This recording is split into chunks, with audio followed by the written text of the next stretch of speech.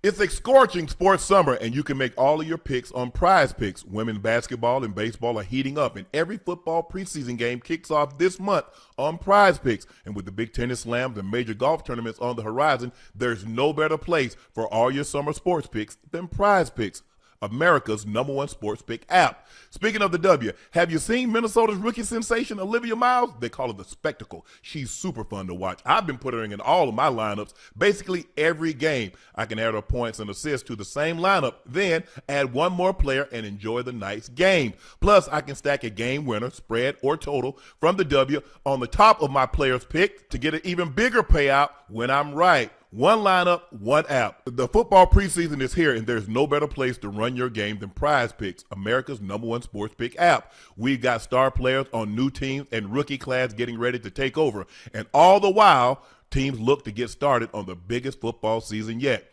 Make a lineup with player stats, pick a game winner, spreads, total, and combine your picks in the same lineup, all on Prize Picks, now available in all 50 states, including California, Texas, Georgia, and Florida. Download the app today. Use code Shannon to get $150 instantly in lineups when you play your first $5 lineup. That's code Shannon to get $150 in lineups instantly when you play your first $5 lineup. Prize Picks, America's #1 sports pick app. After watching a friend go through a loss a few years back, I saw how quickly grief can turn into financial stress. No one deserves that feeling I saw him feel ever, and I mean no one. No matter what I offered to help, it wasn't enough. I promised my family I would never make them feel the way I saw my buddy feel that day. Trust me, that experience watching a friend go through financial stress while grieving changed how I think about protecting my family. Life insurance isn't about expecting the worst, but it's about making sure the people that you love are supported no matter what.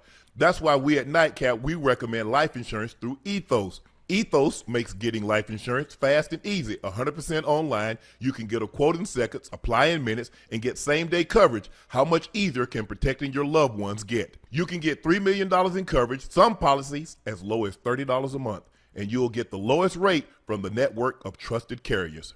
There's no medical exams, just answer a few simple health questions. Get the lowest rate from the network of trusted carriers. Ethos has a 4.9 out of 5 stars on Trustpilot with over 5,500 reviews. Protect your family with life insurance from Ethos now by going to ethos.com/nightcap. Take 10 minutes to get covered today with life insurance through Ethos. Get your free quote at ethos.com/nightcap. That's ethos.com/nightcap. Application times may vary. Rates may vary. Trustpilot ratings as of August 1st, 2025. What's up, y'all? It's your favorite Unc here, host of Nightcap, Shannon Sharpe. Everybody wants to celebrate the wins, but they don't see what it takes to get there. And no one knows better than a small business owner. Payroll stress, equipment breaking down, dealing with banks. That's pressure. That's real. That's why you need a partner that has your back. And see, that's why I rock with Cardiff. Cardiff been helping small businesses get funding for over 20 years. Contractors, plumbers, restaurant, electricians, real hardworking people out here grinding. Cardiff moves at the speed of your business. Their application takes less than 5 minutes with no impact to your personal credit just to see your options. That's approval in 5 minutes and funding same day up to $500,000. We're talking money for inventory, expansion, payroll, whatever your business needs to keep moving. So if you have a business at least a year old, making at least $20,000 a month in revenue, apply right now at cardiff.co/nightcap. Again, that's cardiff.co/nightcap. Real growth, fast funding, Cardiff. Borrow better. This episode is sponsored by Ultra Pouches. Listen, everyone is trying to stay locked in. Work, travel, workout, long days, early morning. That's where Ultra comes in. Ultra is a nicotine-free pouch with 0 nicotine, 0 caffeine, but it's still designed to give you smooth energy, focus, and mental clarity when you need to lock in. They have great flavors also: cool mint, wintergreen, tropical watermelon, and blue raz. Ultra is the ultimate guilt-free pouch, delivering instant focus and mental clarity without nicotine or caffeine. New customers can use code NIGHTCAP to get 15% off at takeultra.com. That's takeultra.com for 15% off with code NIGHTCAP. After the purchase, they'll ask, where did you hear about us from? Tell them your favorite Unc and 2 favorite nephews sent you. Please support the show. Tell them Nightcap, we sent you.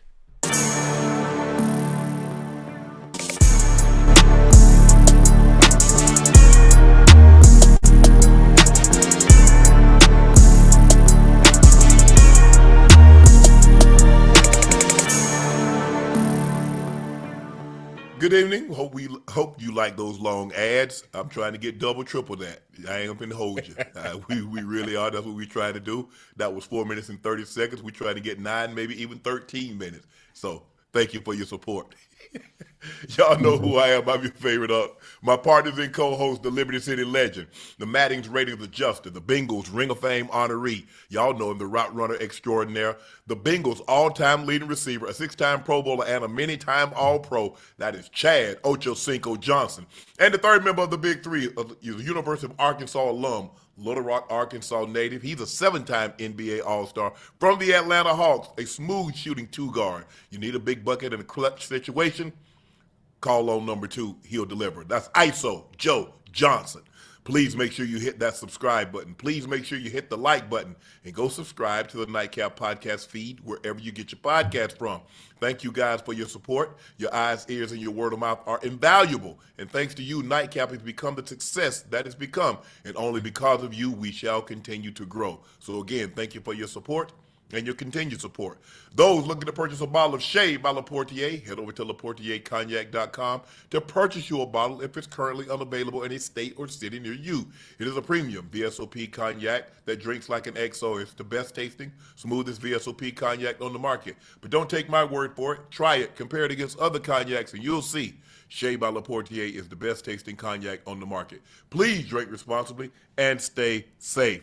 We got Jaylon Johnson, the Bears' outstanding cornerback. He'll be joining us a little bit later. But first, the news of the day. Deshaun Watson has been named the starter for Week 1 versus the Jacksonville Jaguars. Here's Todd Monken and the decision and how he arrived at that decision.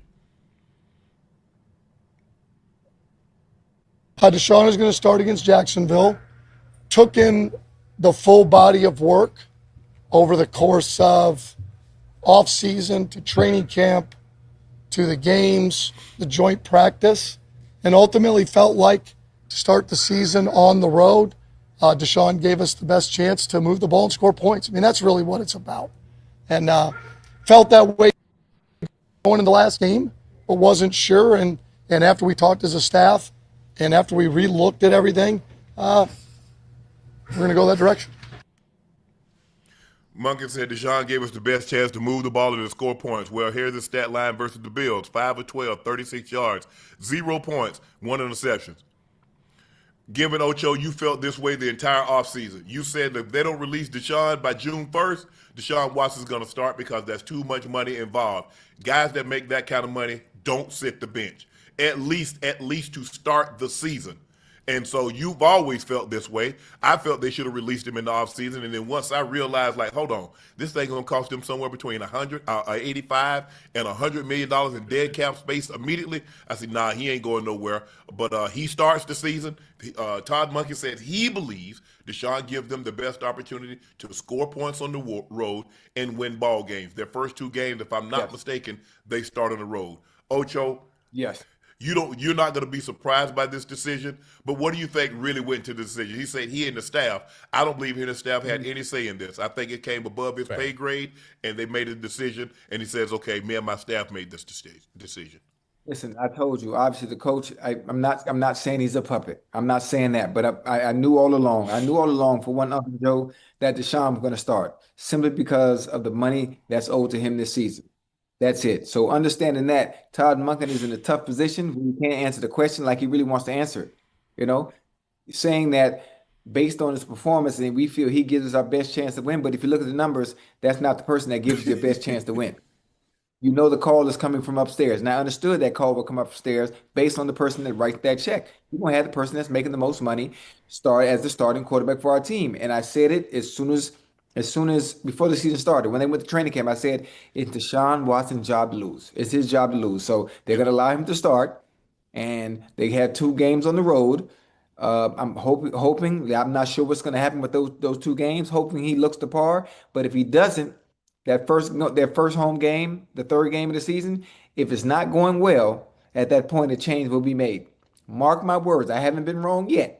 Since basketball season, I haven't been wrong yet. Oh, man, here we go. Listen to me, Joe. Stay with me, man. Joe, I know you're frustrated because you ain't been right yet, but I'm telling you, hey, I'm not trying to be rude or nothing. If the 3rd game does not go the way it should, a change will be made going into week 4. I'm telling you right now ahead of time.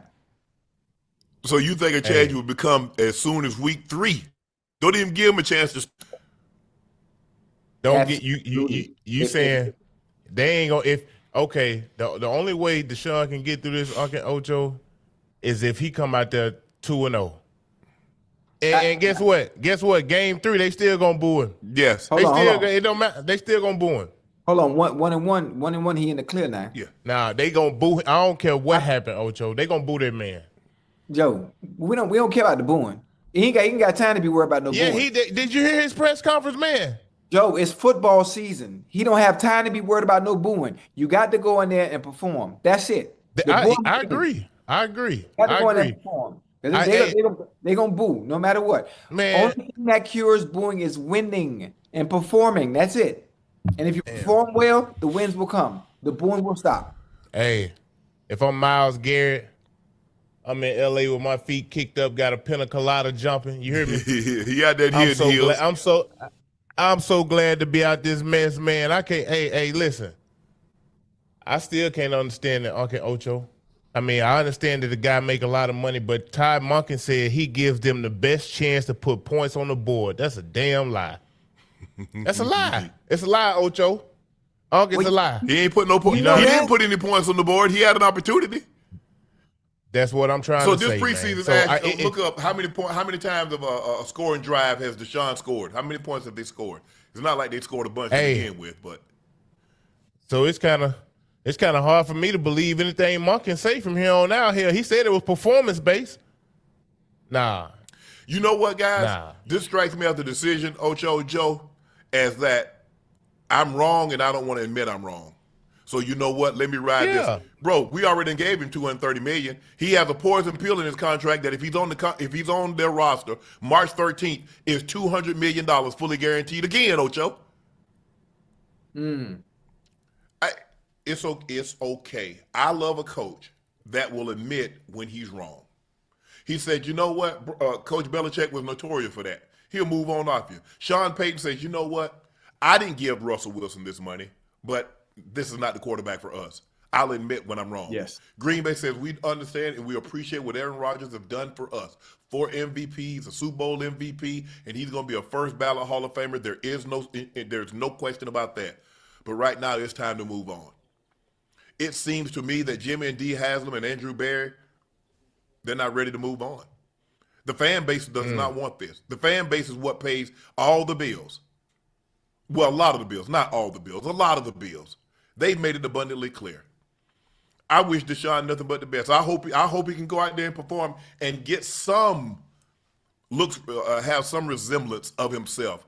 I don't see. It's just hard for me to see a guy that's played 5 years and had 19 games in 5 years ever getting back to what he once was. And in this league, you can't be half of yourself and be as good as you once were.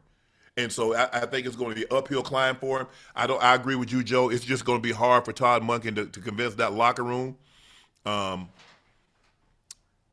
this was his decision. I know it sounds like, me and the staff got together, but it's just hard for me to believe. Deshaun has been a part of one touchdown drive all season. That if I'm not mistaken, that was the first drive. That was the first game they played. They ended up getting a touchdown on one of the drives that he was the quarterback in.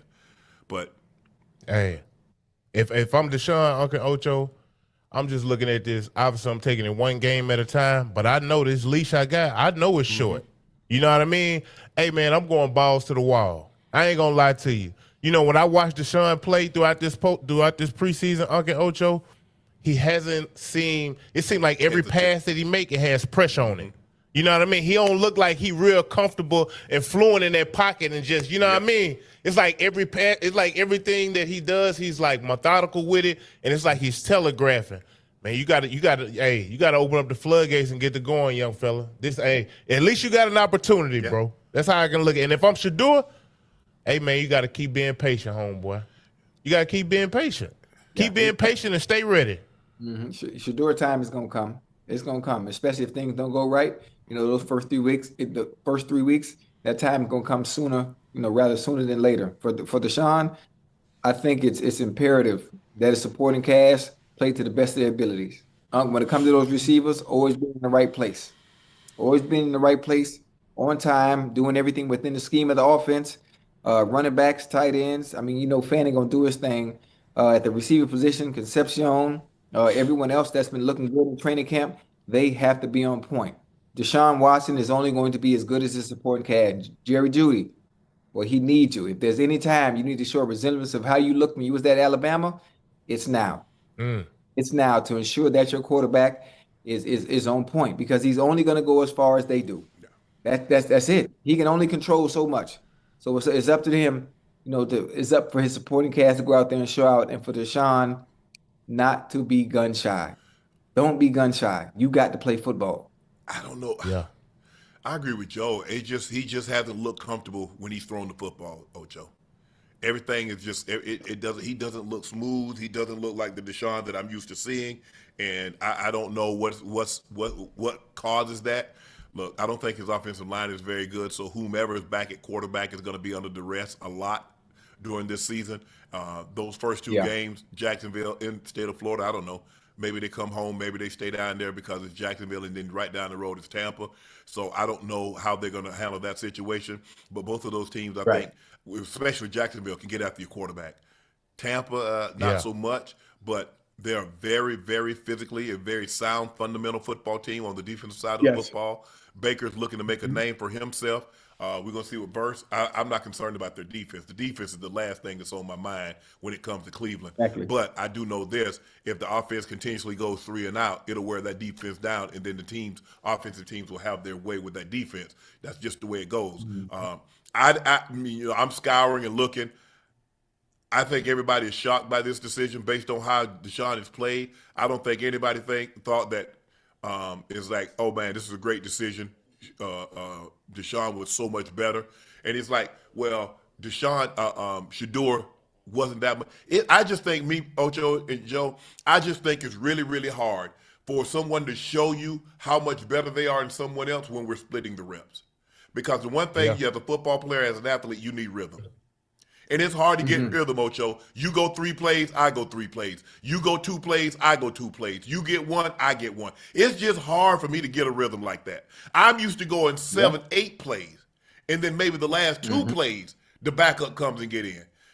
It's just hard. I'm gonna have to take Todd Monken at his word, although I don't believe it.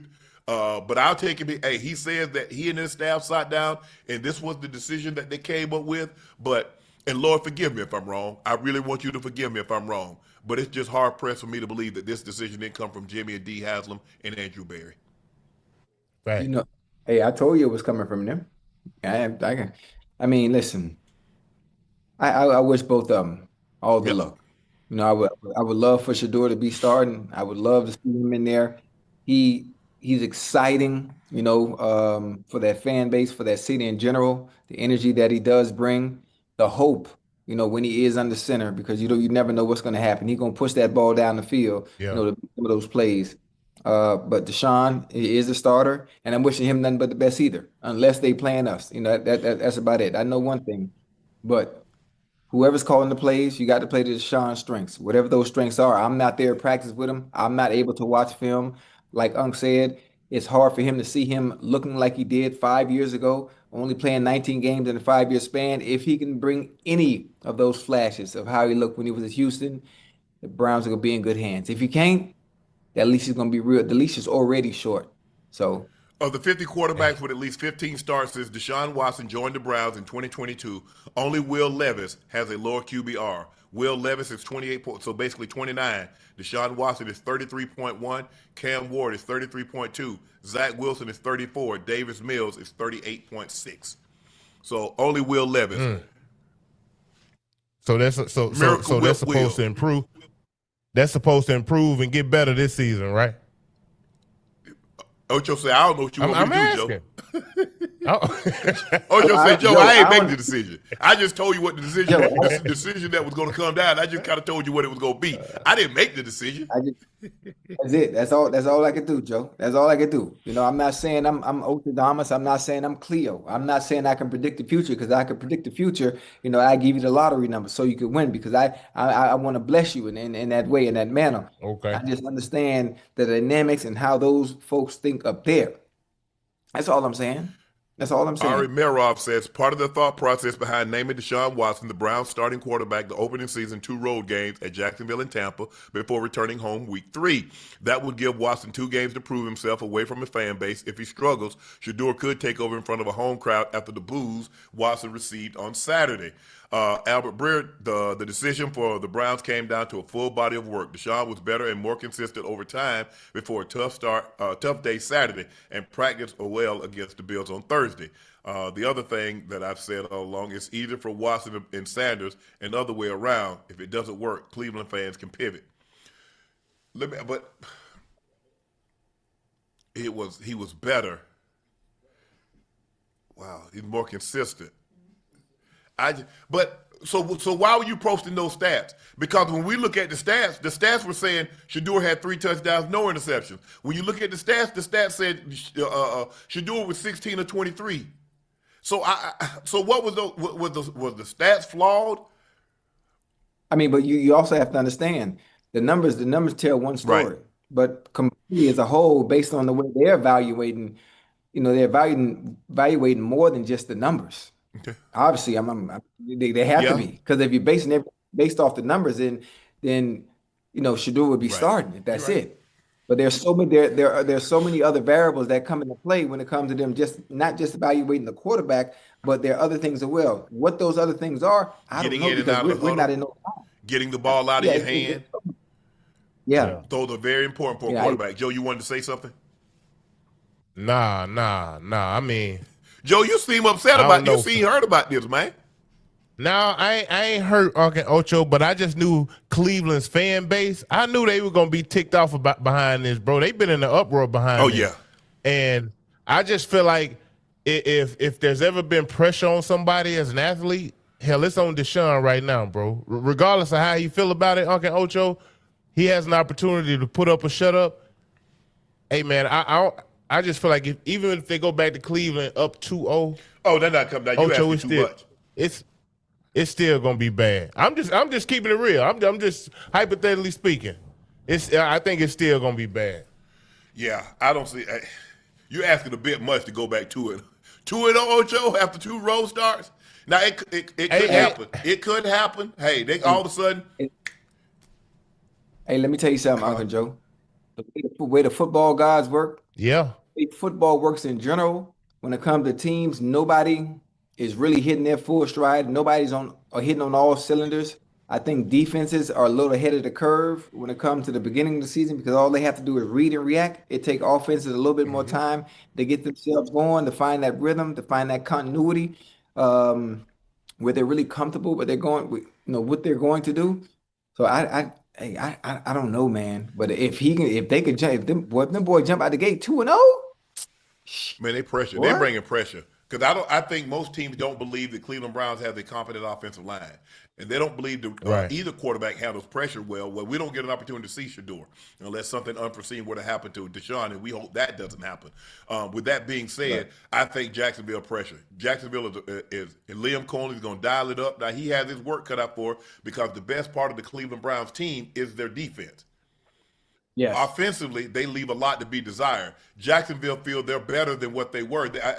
Travis Hunter comes back healthy. He's going to play one side of the football. Now, obviously, they're potentially, as the season progresses, they will have built-in packages for Trav to show some of his offensive prowess. But I think right now, this is the right thing to do. Ocho, you and I, we always felt this was the right thing to do. Start him at the defensive back and build packages. Not just, okay, you're playing defense, then you come right back, play offense. You're playing defense, you play right, come back right back and play offense. Let him focus on that side of the ball. Let him master something before you try to throw him in there and try to do all this stuff. There have been a lot of great athletes to play this game. Very few. I don't know, especially in the last 40 years, that have played offense and defense consistently and played them at a high elite level. So we're going to see how that plays out. But it's just hold on. There's a video going viral of Deshaun Watson taking QB reps in today's practice. Take a look at this.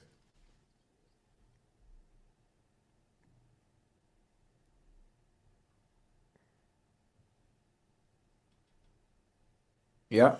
Somebody missed Somebody the missed the hot route. hot. I was getting ready to say that. Hey, as soon as I seen the ball come out that fast, somebody Hold get on. stopped. So who fault was Wide that? receiver. The You see the guy off the edge Oh, come on the okay. blitz?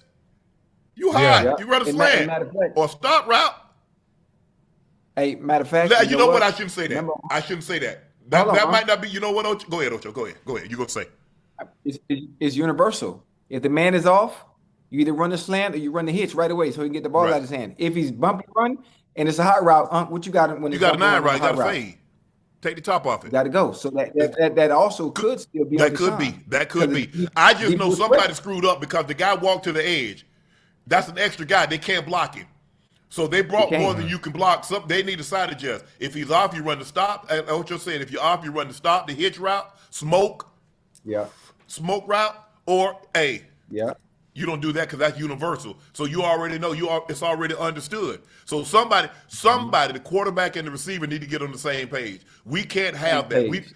That's installed. That's day one. Day That's one. day Yeah. one. All I know is when Todd Monken had his first camp back in March, they put this in. Oh, hold on. OTA. Yeah, that's what I'm saying. His first practice, because new coaches get 3 practices. So this first practice, that had to be installed. So the guys press, you're more times than not, you're gonna run a go route, the guys press. You got to go. And you want to because they bring in pressure. Yeah. I'm not, and somebody said, well, he might have been trying to throw a back shoulder. Unless you're Matthew you can't deny it. Stafford or Aaron Rodgers with Devontae, I'm not running no back shoulder. I'm taking the top off. I don't want a 20-yard completion. I'm gonna be honest with you, Ocho and Joe. I don't want a 20-yard completion. I want a 40-yard touchdown.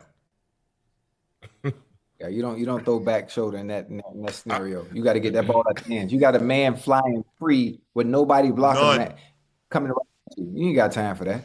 Ocho, I'm just trying to give people some scenarios. Like I don't want to put it all. My bad. I don't want to put it all on Deshaun without knowing. Okay, what's your concept? I just know the way we ran it, like what you explained it. If the corner was off, it's a stop route. But the problem is, a lot of times corners don't want to play off because the ball comes out quick and he face you up. He going to the house because he gonna make you miss. Unless you're an exquisite, unless you're really, really good at tackling in the open field. Base, yeah. And that man got a two-way go. He can go inside and he can go out. Good luck getting him on the ground. Yeah. That's why they like the pressure. They know more times than not, 95% of the time. Let's go 99% of the time. If he's pressed and the blitz is coming, he know that ball coming up. Mm-hmm.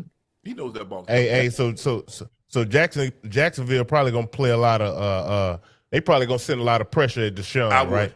Because first of all, I don't think his offensive line is good, even if we don't pressure. Now there could be a situation, Joe, where they don't pressure because they feel they can get home with a customary 4-man rush, and now we leave guys in coverage. But you know what? I don't feel like Deshaun is as athletic as he once was. I think his body has been through a lot with the shoulder injury, the Achilles injury. I'm gonna take my chances. I'm gonna give him a heavy diet, but I'm gonna see how well he handle the pressure. Not only how well he handles the pressure, how well do the receivers be able to get open? That's always been an issue. Because if they send in pressure, they're gonna have somebody right up, man to man, right in your face. Yeah. Can you beat me man to man? If you can't beat me man to man and you can't get open, Joe. Well, at this juncture of the season right now, Joe, if you can't beat man to man, you either selling cars or coaching. All the coaching staffs are filled up. I don't know any general manager. They know some general managers that'll give them a job as a salesman. So guess what? You out of the league. Yeah. If you cannot beat man coverage as a wide receiver in NFL, there are 2 choices for you: selling cars or coaching. Now, which one do you want to do? Yeah. I mean, they gonna have some plays, Joe, where they scheme people open, help them out a little bit. Hey, but we gonna see based They on got, I'm saying they got some talent over there. I know them guys young as far as Concepcion, Boston, Fanny. Yes. What's the running back? It's like Junkins. They got some talent, right? They ain't like they ain't got no talent. Junkins, yeah. But I think the problem is where you're least talented might be the offensive line, which is where you need the most talent. because you need to Right. be able to protect Deshaun, and you need to be able to create lanes for your running back to run in. So the problem that they might have, Joe, is that where they're least talented is the offensive line, which in turn will cause you the most problem as an offense. It'll been interesting to know. That ball came out like I don't know what Deshaun was thinking. I mean, if you got whatever you got called on, and that blitz comes, it's automatically adjust. Yeah. Everybody got to adjust. You can't run that same route. Mm-mm. And the ball came out so quick, it definitely couldn't have been that quick out. No, hell no. I mean, but the ball came out so fast. He hit his hands, he hits, then he let it go. Run that, But he threw it rewrite like that. it- Let's it- see, like an out route. because that might have been that ball had to come out. He's in gun. Two balls. Oh no, gone. that's he's in the gun. That's 3 steps. That's a fade, That's- Ocho. You see, he's already in the gun, so he's already because normally a go route is 5 step and let the ball go. We threw it 42 and 4, 42 yards deep, 4 yards from the sideline. That play right there, he's already in the gun. That's if you're under center, 5 steps, no hitch, let the ball go.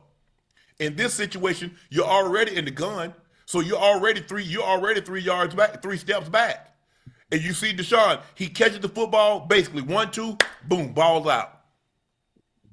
We might have been trying to back shoulder. That's what I was thinking. But I don't know. But and like I said, Ocho, you want a 20-yard completion or a 40-yard touchdown? I think I know what you want. Yeah. I think I have a pretty good idea of what you want. It'll be interesting to see. I mean, look, I'm sure that's something they can go back over. It's like, look, we got to make. I've always believed this. If you man enough to bring pressure, I got to be man enough to punish you for that pressure. I got to make you pay the ultimate price for being disrespectful. Mm-hmm. My receivers, I need you guys locked in. I need you to make these guys pay the price for blitzing us. Mm-hmm.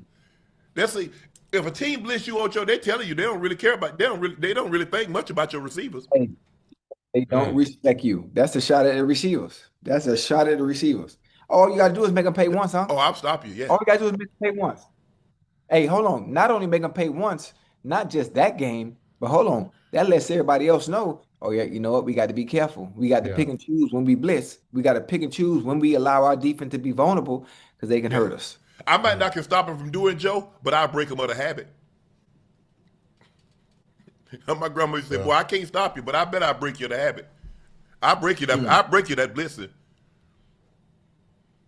Hey, they got to come out. Hey, boy, them boys start 2-0. Boy, I'm ready for the season start. I'm ready to see it. I'm ready to see it. I'm serious, man, because I feel like Deshaun Watson got a chance now. You know, he really got a chance. Ocho, you was right the whole damn time. I just couldn't see it, bro. Hey, and it's like giving this opportunity. Yeah. Because this might be your last one, bro. You get for real. Like, if you know what I'm saying? So, hey, man, that boy got to go balls to the wall, man. I don't see how Joe couldn't see it. Unc, he got 2 eyes. I only got 1. Come on, man. Come on, you can't let it be I ain't right. the only one here. The whole damn Browns community couldn't see it here. They pissed off. They are. Everybody seemed to be very upset and very shocked by this decision. Yeah. I think they're very, very shocked by this decision. I think the thing is that, you know, he says, hey, he's been more consistent in practice and so forth and so on. I think getting him in and out of the huddle, getting the ball out of his hand, reading the defenses. So, look, all we can go by, all we can see is what transpired in the games and the stats that they posted. But like Ocho said, football is more than stats because I can make the stats say what I want them to say. Yeah. But Cleveland Browns, your quarterback to start the season is Deshaun Watson. Surprised a lot of people, but Todd Monken seems to be hell-bent on being able to say he felt very comfortable here. The staff felt very comfortable based on the entire body of work, from OTAs to training to minicamp to training camps to here we are in these preseason games, the joint practices. Is where we are. Following the booze during the preseason matchup, Deshaun Watson gave a 2-minute apology for his comments Saturday. Here's his apology in its entirety. Let's take a listen.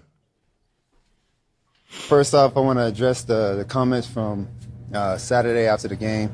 You know, I think just, human nature, just myself being very emotional, putting a lot of time these last 2 years to, get back and, spend time in this facility, in the city, meeting a lot of different people in the community. I thought I was going to get, a little different response, but, I think, my emotions got the best of me. And, my comments wasn't intending to go at any of the fans around in the city, because there's been a lot of great fans that have been supporting me. And I know the frustration this organization have put, a lot of investment in coming, to get me back in 22. And things haven't been going the right direction that we thought it was. A lot of injuries, a lot of time off, and not putting the best football and my foot forward. So, again, just, I understand the frustration. I understand everything that kind of goes into that.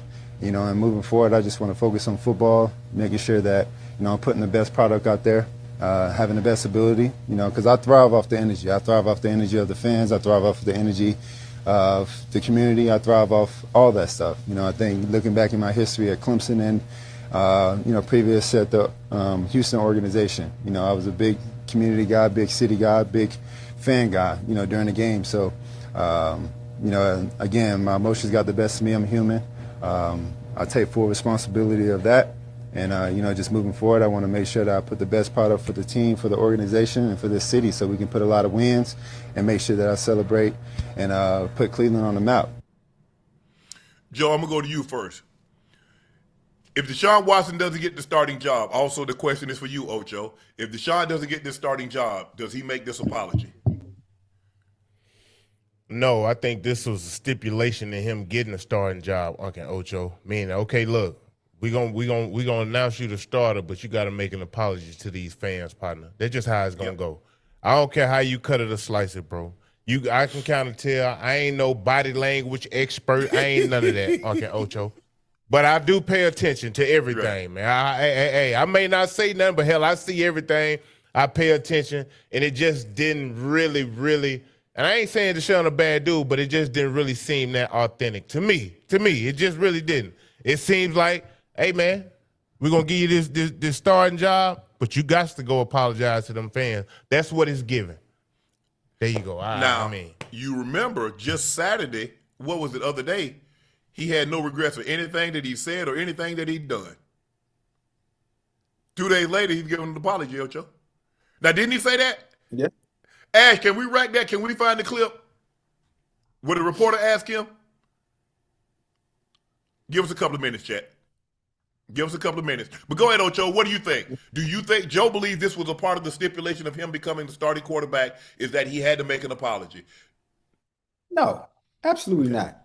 It had nothing to do with that. He was going to be the starting quarterback no matter what. Now, I think being the face of the franchise, being the starting quarterback, he felt in his own right is the right thing to do. Being there left a bad taste in everybody's mouth. Everyone was talking about some of the words, some of the things that he did say. And all he did, in a sense, is make it worse for the fan base. That's all he did. But again, mentioning all the stuff that he's doing and thought he would have got a better result when he was on the field. Man, they don't care about that. What you put in the community, that's a great thing, Joe, Uncle Joe. When you're doing that stuff, it's a great thing, But they don't care about that. Them people care about them wins and them losses, and all you producing. Are you helping us win? I hate to say it like that. I'm just being honest. Yeah, I believe you. Yeah, you are being honest. You in the community, you being an activist, all that. All that's cool, fine and dandy, It's like having a cake and throwing, the icing on top and a little cherry. And people don't care that. Man, we ain't winning. You visiting, doing all that, man. I don't care about that. Help us win. Are we ready, Ash? Okay. Man, I didn't have no reaction. I think the biggest thing is, I think you guys know too, and I think the whole world knows. It has nothing to do about the performance. It's a little bit personal than that. So, I think that's it's a disrespectful thing.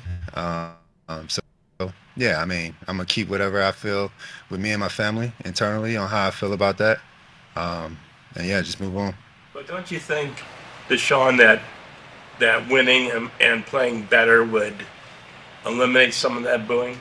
Last time I played on this field, I tore my Achilles. And that same fan base, they cheered when I got hurt. So does that have to do with, what does that have to do with anything about performance? When a person get hurt, especially for your own city, and they cheer. Does any of that make you regret coming here? Nah, I don't regret anything in my life. You know, I think the Lord put me through situations for a reason, so I don't regret anything at all. But you know, I had different thoughts on how it was going to be, but you know, it is what it is. You know, sometimes you know the tables turn, and I'm patient enough because I'm a child of God to wait for that time to change. So I'm not tripping on it. I'm not tripping on it. And when it happened, Ocho and Joe, I know you remember, Joe, you wasn't with the show at the time. Ocho and I, we talked about it, and we said that was classless, that's Bush League. You don't cheer anybody's injury, let alone your own players. Yeah. He's laying down there on the field, and obviously he's laying down there and he's not getting up. You know there's something seriously wrong. So no matter what, just set that aside. And it's hard. It's hard to set when emotion is high, logic is low. It's hard. If I feel some type of way about a person, it's hard for me when he or she is going through something to set all that aside. Like, you know what? I'll dislike you tomorrow. But today, I wish that hopefully everything's okay. So that's a part of it. Joe said, "No, I don't believe it." Say, I just don't believe it. I ain't saying that it's not, but I just don't believe it. Bro, think about it. Hey, think about his emotions in the press conference before this Saturday. when he was talking about you know what I mean, Saturday. Think about that, and then you turn around and come on, man, like it just ain't adding up to me, Unc Ocho. You gotta put yourself in a Cleveland Browns fan. You got to put yourself and use that. I did. You got to use that perspective. Right. You know, he talks about they booed him when he got hurt, but before the Achilles injury, he still wasn't doing well. And that's what the reporter asked. The reporter asked him, Ocho, and he said he didn't acknowledge that. He could have said, you know what, you're right. If I had played better, maybe they had cheered. But I haven't played well. At least acknowledge I have not, and I am not playing well. Acknowledge that, right. And then we can move on to the disrespect that they showed you when you were laying on that field by booing you and you're injured. Now you have to now you get a better clarification, a better context on why they were booing. They're not. I mean, they're booing because even before you got hurt, you were still playing bad. Nothing was right. You know, damn, Monk. He was. You know, I mean, even the most ardent Deshaun Watson fan can honestly say, since he's been in Cleveland, he's been bad. He has, and that's okay to say. Two things can be true. He was a phenomenal player in Houston. He hasn't been close to that. Now, you can chalk it up to injuries. You can chalk it up to being out for an extended period of time, because you got to remember, Ocho, in 2020 was the last year that he looked like he was Deshaun Watson. In 2021, he didn't play a game. In 2022, he missed the first 11 games. He comes back the following year. He gets hurt with a shoulder injury. He comes back the following year and he tears his Achilles. So he's played only 19 games in 5 years. None in 21, 6 in 22. I don't know how many. So 7. So you divvy it up over the next 2 years. He played 12 games over the next 2 years. I don't know if it was 7 and 5, it was 6 and 6, it was 9 and 3. I don't remember. So he has not played well. And anybody with eyes can see that. You can be the most casual of fans. You don't got to be the most, oh, and I know X's and O's, I know offense, I know defense, I know when they were in a flood, I know when they did scat protection. You don't have to be that. Deshaun hadn't played well in Cleveland. And at least he needs to acknowledge that, Ocho. It's okay to say, you know what, I haven't played as well as I like to play. And maybe he has said that. Maybe I missed it. But he's got to play better now, though. Boy, look here. And it seems like it's at least, maybe if I could just find, like, it's just something about the boos that drown out the applause. you hear those boos, it could be 2 people booing, and they got 85,000 people cheering. You hear those boos, Ocho? It's the boo. It ain't. It's the boos, but it's being at home getting booed. Yeah, I expect to get booed on the road. Yeah. But at home, in front of my own fans, my mama in the crowd, my lady in the crowd, you know what I mean? And they probably said your son suck. Come on, man. I would love that pressure though. I would love that pressure. Would you? No, Yeah, Joe. not me. No. That's my family. The crowd is my family. That's my home. I'm out in that community. And you think so little of me that you boo? Yeah. That's tough. I mean, I've been booed as an offense. It ain't no good feeling. And you talking about a guy that had success early on. It wasn't always like we got booed. But when we played bad, me, John, and TD, and Ed, and Rod coming off the field, they booing us. They let you hear it. Yeah. You talking about Ocho? You talking about a team? You think about it. We won 13 games in '96. We won another 12 games in '97. We won 14 games in '98, and they booing. Bro, we won 39 games in 3 years. Yeah. 2 divisions and went to the Super Bowl, and we didn't play well. You better believe they let us have it. Hey, you can say it doesn't bother you. Yeah. It bothered me. Hey. It made me make sure I go out there. Hey, let's get this thing together now. Hey, they got a right to boo. As a matter of fact, y'all didn't hear I was in there with them. Boo. I don't know. I don't know. It's weird. But Ocho, you got to realize you're in Cincinnati. You got a lot of that. Yeah, but I like the and think about this. Think about how I played the game, and Joe. Think about this real quick. The game of football is already hard enough. It's very difficult. Yeah. This is the best of the best. This is the 1%ers. Unc, I talk shit every week, right? And Wednesday through the media. Yes. Okay, I'm making it more difficult on me because I'm playing a dependent position, relying on 10 other people for me to even have success. So that's one aspect of it. That's pressure. I'm putting it on myself. Now there's a target on my back. On top of the target on my back, talking trash to the team, Joe, I'm sending them boys gifts every week when we play. What you sending though? What you sending? Oh man, whoever I was sponsored by or endorsed by, Joe, I was sending to the secondary. No matter what it was. That's one thing. Joe, I made a checklist before the season started, right? Yeah. I put the checklist in my locker with everybody's name on it. Week to week, Joe. Joe, do you know how hard it is to go out there and perform every week after you and checking dude's name off and all they have to do is stop you one time? Yeah. Just one time. Yeah. That's 4 quarters in the game, Joe. 65, 70 plays. You give me one time, boy, you're getting the check off. So in a sense, some people take it as disrespect. I took it as I have to do this. I have no choice but to add this unnecessary pressure to force me to play at a high level. Yeah. Let me ask you this. It's weird. Just all kind of gimmicks and antics. Let me ask you this. And it's pressure, but I enjoyed it. It's weird. I don't know why. You enjoyed it because you're putting up 90, 1,300, 1,400 yards. If you're playing like you played in New England, are you enjoying the booze? Exactly. Different see, when you play, because see, you know you're playing above the blue booze. Yeah. See, that's one thing. You're looking at like, yeah, I'm doing what I'm doing. It's allowing you to do that. Even if Coach Belichick would have allowed you to do that, you wouldn't do that because you're not that integral of a part of the offense. You're not, now all of a sudden, you're Chad Johnson again. You're not even Ocho. You can't even be Ocho. No. So the use the race boos, was because in Cincinnati, if they're booing, you're like, they ain't booing me because I'm doing my job. They booing y'all. I just happen to be going out there with y'all. I just happen to be, you know what it is, oh, Joe? I'm just happen to be like my grandma said, boy, you just with the wrong crowd. That's how you look at. See, that's how you process it, Ocho. I know how you think. Being around you now, you like, they ain't booing Ocho. Ocho cooking. They booing you y'all. know what else that comes from too, Joe? What was that? You know what else that come from too, Unc and Joe? What that?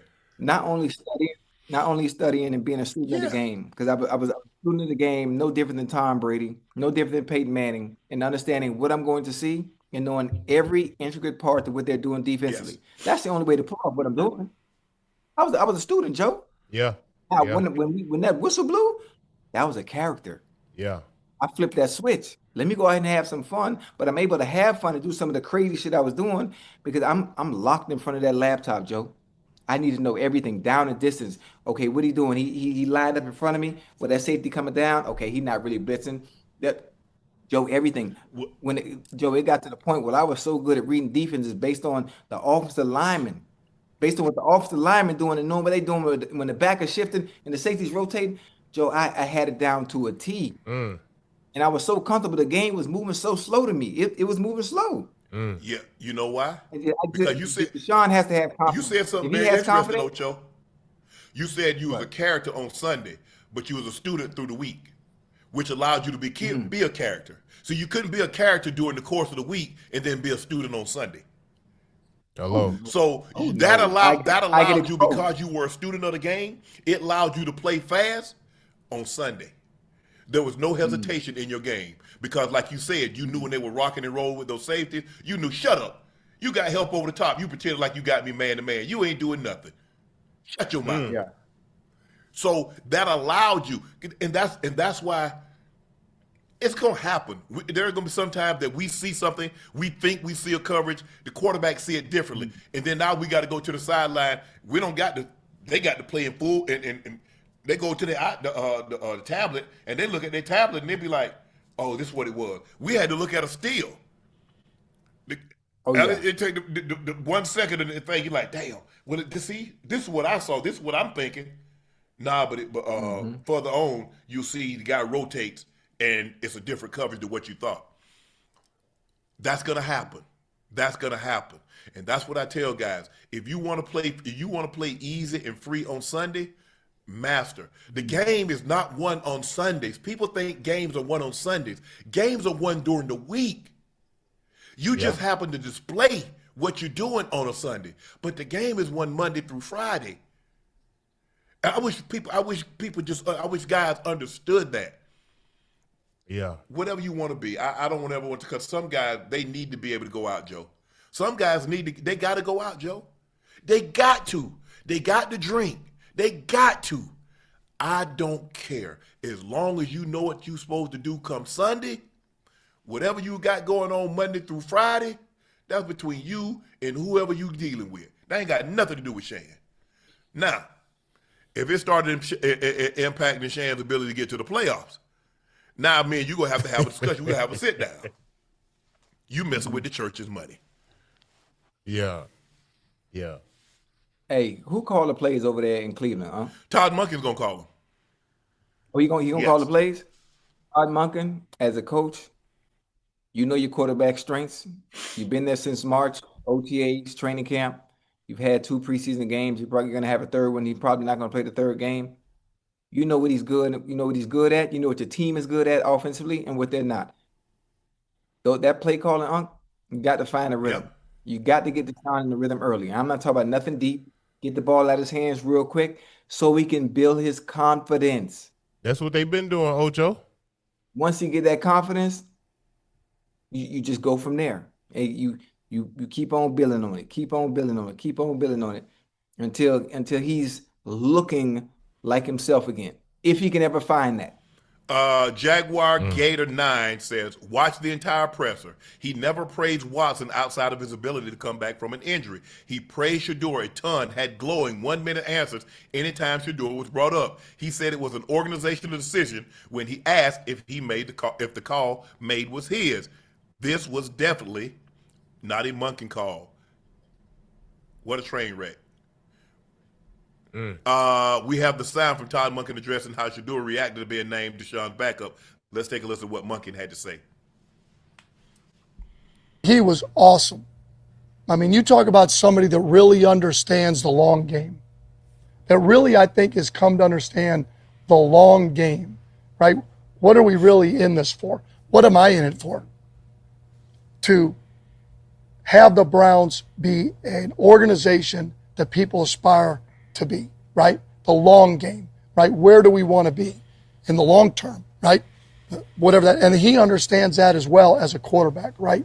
Where he was at, where he's at now, where he wants to get to. That is what's so awesome about Shedeur understanding that. Really, he does. We met this morning for a good long time, and all he had was a smile on his face because he understands what really is in front of him, not really a short-term, maybe long-term decision. I mean, this is like a player, like he's going to work his butt off to get better, and he has already. You can tell Todd Monken definitely likes Shador. I can just imagine he's smiling, like kind of like his dad, like Time would be smiling in that voice. Like, I did the best I can do. It's out of my hands now. Right. Because all you can do is the best you can do. That's all I can do, Joe. And you could, whatever decision, whatever we do a lot of time in relationship, I can just love you as hard as I can love you.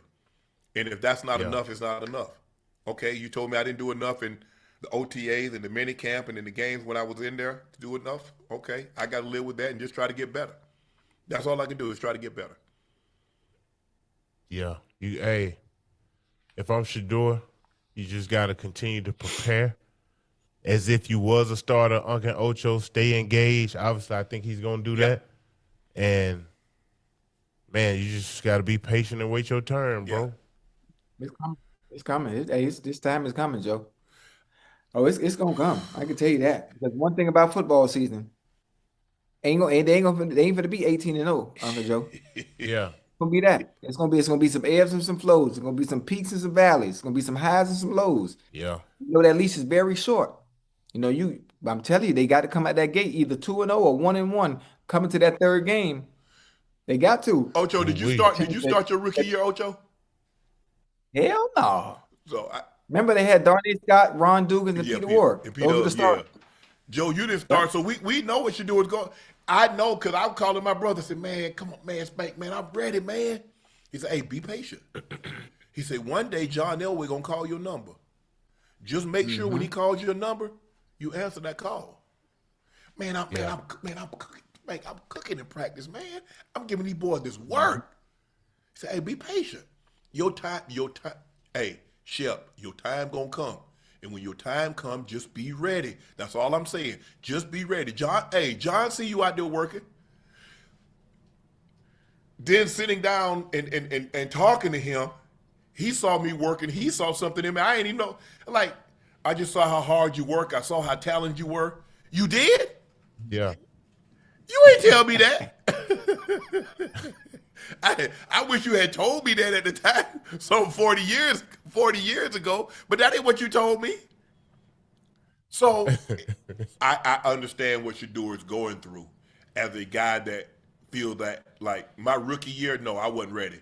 But my second and third year, especially halfway through my second year, and my third year, I was completely ready.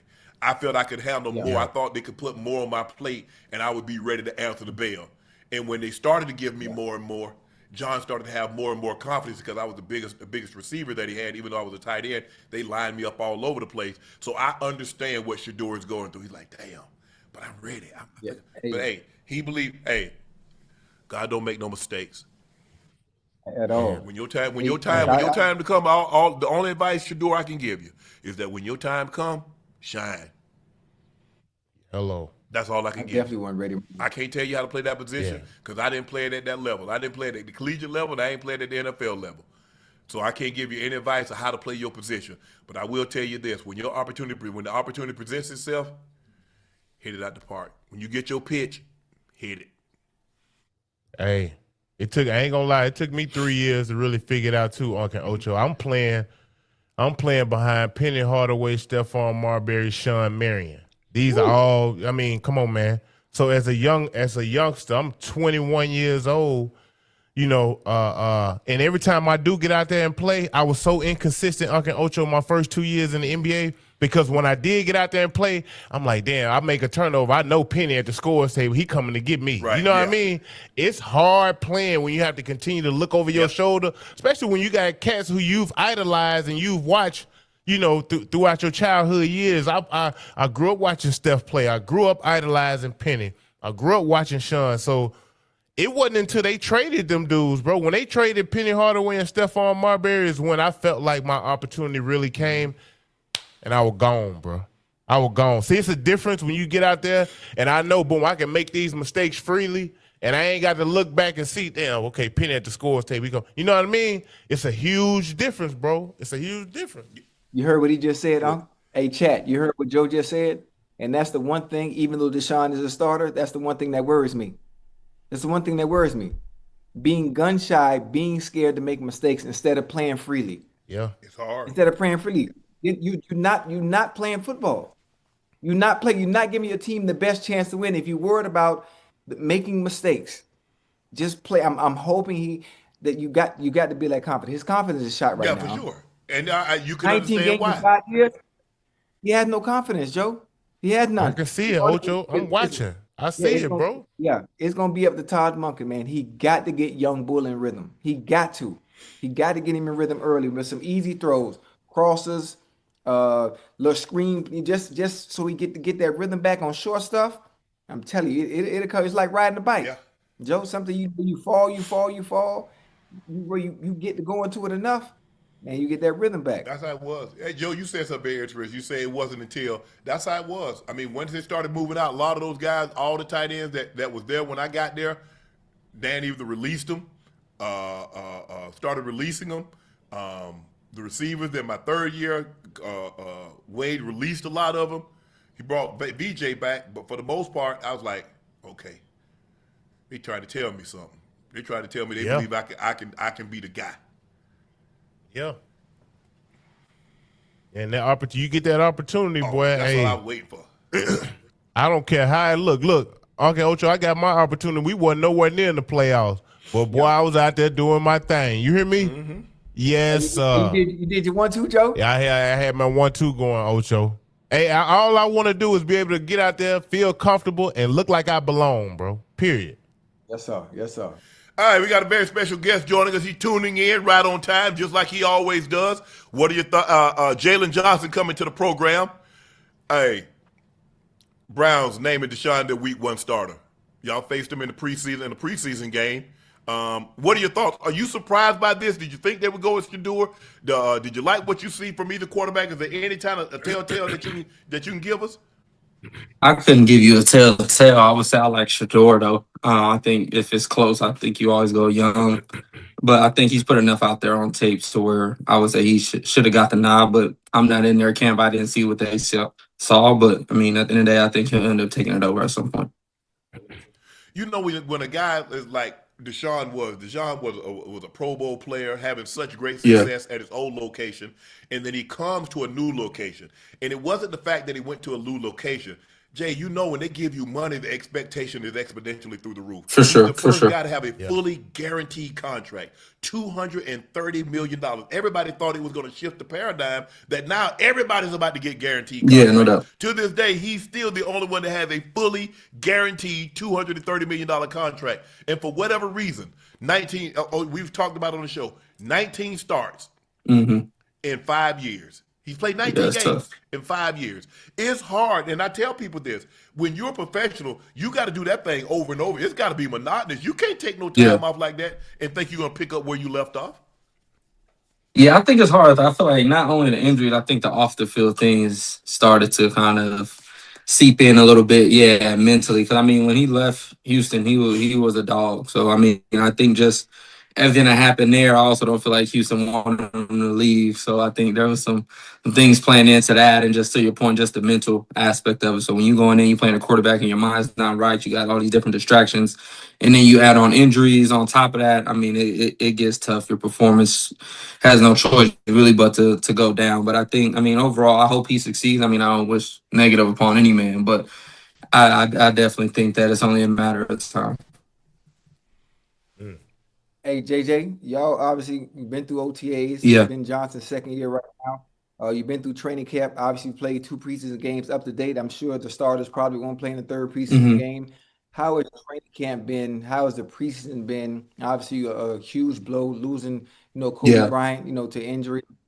Defensively, how do you guys feel so far going with the regular season creeping up on us in 2 more weeks? Yeah, honestly, I think for me, it's hard to get a feel because we got a lot of guys, a lot of hurt, whether they just got hurt or they're coming back from injuries. I mean, like you said, we lost Kobe pretty early, and now we got hopefully Kyler coming back soon. We got Elijah Hicks coming back soon. So I think it's really just been a lot of plug and play. Tyreek Stevenson gonna come back soon. I mean, we got a lot of DBs and corners go down. So I think the guys that we've been practicing with the last few weeks are going to look a little different when we get in the season. So I think for us, it's just really picking up where we left off at and just really just keeping that communication, keeping that cohesion going, and really just playing with attitude and swag. I think that's the biggest thing that DBs can play with. But just overall as a defense, I think we're in a really good spot. I think the front seven is getting a lot of pressure, and things that they're doing up front is looking really good compared to where we were at some time ago. Hey, JJ, after dealing with injuries last season, bro, what did you change this off season to get your body prepared for this season? I mean, it's not changed anything because I don't think when I got hurt, it was a lack of doing something or adding something to it. I think just again, just continue to work on my body, continue to find where I'm weak at, and just really attack that. I think for me, like I said, I just needed an off season to get my legs going, get my core, my growing, just all the things you need to be able to run and change direction going. But I think really just for me, it's just attacking like I do every other offseason. I know I have a big year ahead of me individually, and then as a unit, I think we got a lot of expectations, and we can really do something. I think it's not unrealistic for us to say we can get to the Super Bowl. So for me, it's just trying to prepare my mind, prepare my body for that, and I think that's what I did. Hey Jay, you mentioned that it's a big year for you. I know you've been seeing them contract numbers. I know you saw what Spurgeon got. I know you. Yeah, no Hey, doubt. you ain't got to tell You us. can't But miss I it. know Hit you that saw it. ESPN ticker. You can't miss it. It's a lot of zeros they got. Man, hey, did you ever think? I mean, 33 million. That used to be Yeah. quarterback money.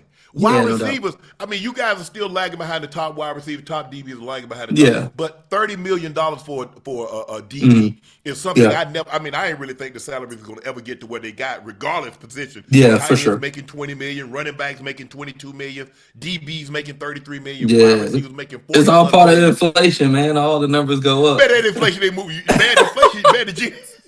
It's all part of inflation, man. The money, the TV deals, and where everything is at, I think is trending in the right direction. So I think, but I mean, really, that's just how it goes. I mean, when up top, when their money goes up, I mean, naturally the players' money goes up. But I think it's definitely beneficial for the DBs, especially because the receiver market shot up so fast, Yes. and so much. I think for us being the ones to guard them, being the ones to really maintain and show that they go out there and try to put on, I think there's some value in that as well. Of course, you got to mix the rush and cover, but we know DN's been getting paid for a long time.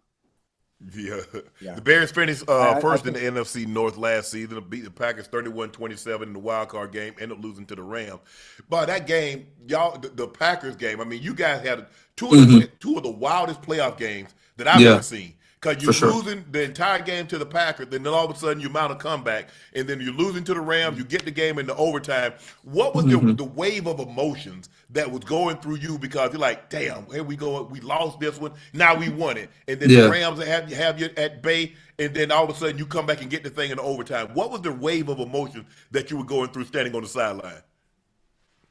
I think especially the game against Green Bay being down so quick by so much, it's just like we got to fight our way back. I mean, even if we did lose, it's a way to lose. I think that's not how you want to lose on your home field against Green Bay, and you just get dub like that by 21. It's like, nah, I think at some point we had to have some pride and some respect for what we were doing, and we just went out there and we fought. And then of course offense and Iceman went out there and did their thing and brought us back. But really just for us, it's just the composure. It's just knowing that the game's never over. It just takes one stop. I mean, we watched a lot of videos throughout camp last year that showed even the Tom Brady and the Falcons come back, and just talking to Joe Tooney and talking to Grady Jarrett, because they played in those games, and just where their minds were at, some of the things they did on defense that kind of hurt them, into some things they did on offense from a leadership perspective, and just from a calm, poised perspective. So I think for us, we were really trained for it. I don't think anything that we did was luck. So I mean, for us, it would just continue to get stops on defense, get the ball back to offense, and they did their thing. You know what I think also going to this season, Caleb Williams with Ben Mhm. Johnson, them going into this, they're understanding the creativity and the aspect of Yeah. different schemes and creativity that Ben Johnson brings to the table, and having a talent and a skilled player who's also a dual threat like Caleb Williams that can do so Yeah, many no doubt. things from the quarterback position, and he can make something out of nothing, especially as I think you guys are probably going to be one of the top 3 offenses this year Mm-hmm. in NFL. And how great does it feel knowing that most of the time in most games, depending on who you're playing, y'all gonna always be playing with a Yeah. lead where you can do what you want defensively. I think for a defensive player, they're gonna have to put the ball in the air because it's not someone they can just run the clock. I know for a long time it was difficult when we're playing from behind and they just trying to get the game over when they're running the ball, play action, kind of check the ball down. They didn't feel the need to force anything. So I think playing on the other end of that and knowing that our offense is gonna score points and be in front, they're gonna have to put the ball in the air, and that's gonna give us opportunities to make plays, whether that's up front or in coverage. So we're definitely looking forward to that, but it also too means that we're gonna have to close out a lot of games because if we're up going in 2 minutes, we're gonna have to close out games. And I think that's just the biggest thing. But I mean, for a defender, you hope for a powerful offense. You hope off just putting up points to capitalize off turnover and things like that. So I mean, I'm just looking forward to seeing him dominate against some other people. Hey, JJ, you need to spend some of that money and get 5G.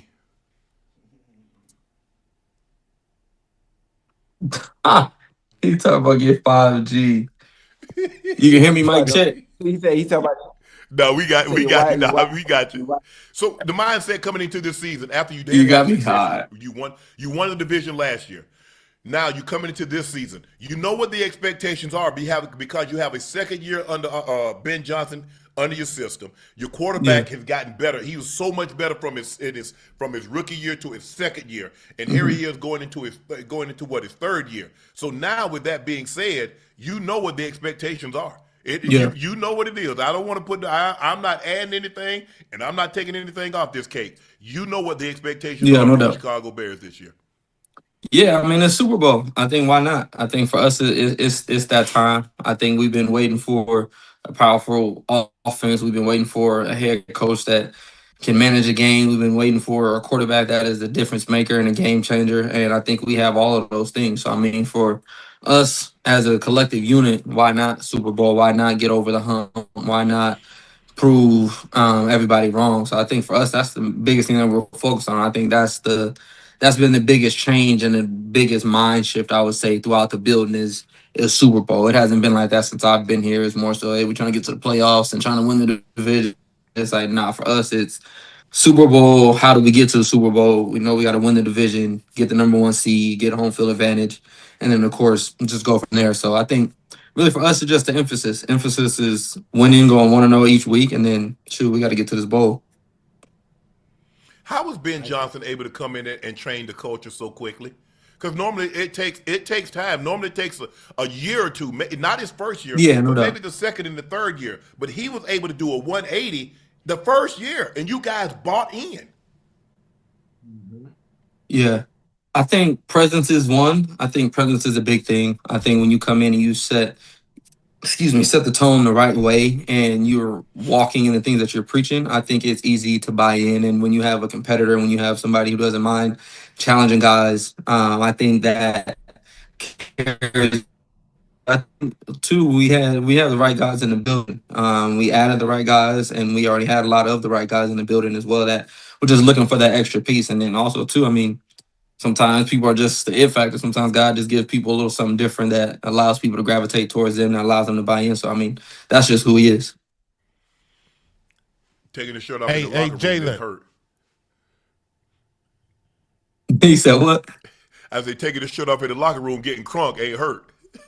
You like he one of us. Yeah, no, that's, I mean, I'm about to say, no, and he looked straight, though. He didn't take a shirt off. It was all saggy and stuff. He was straight. Yeah. He get there early, get on the stand. Yeah, no doubt. I would say he getting it in at least 2-3 times a week. Okay. Go ahead, Joe. Hey, Jaylon, Unc and Ocho always talk about cornerbacks being the, toughest, one of the hardest positions to play in the NFL.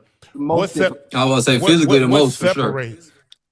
Yeah, what separates a good corner from an elite corner that fans may not notice on TV?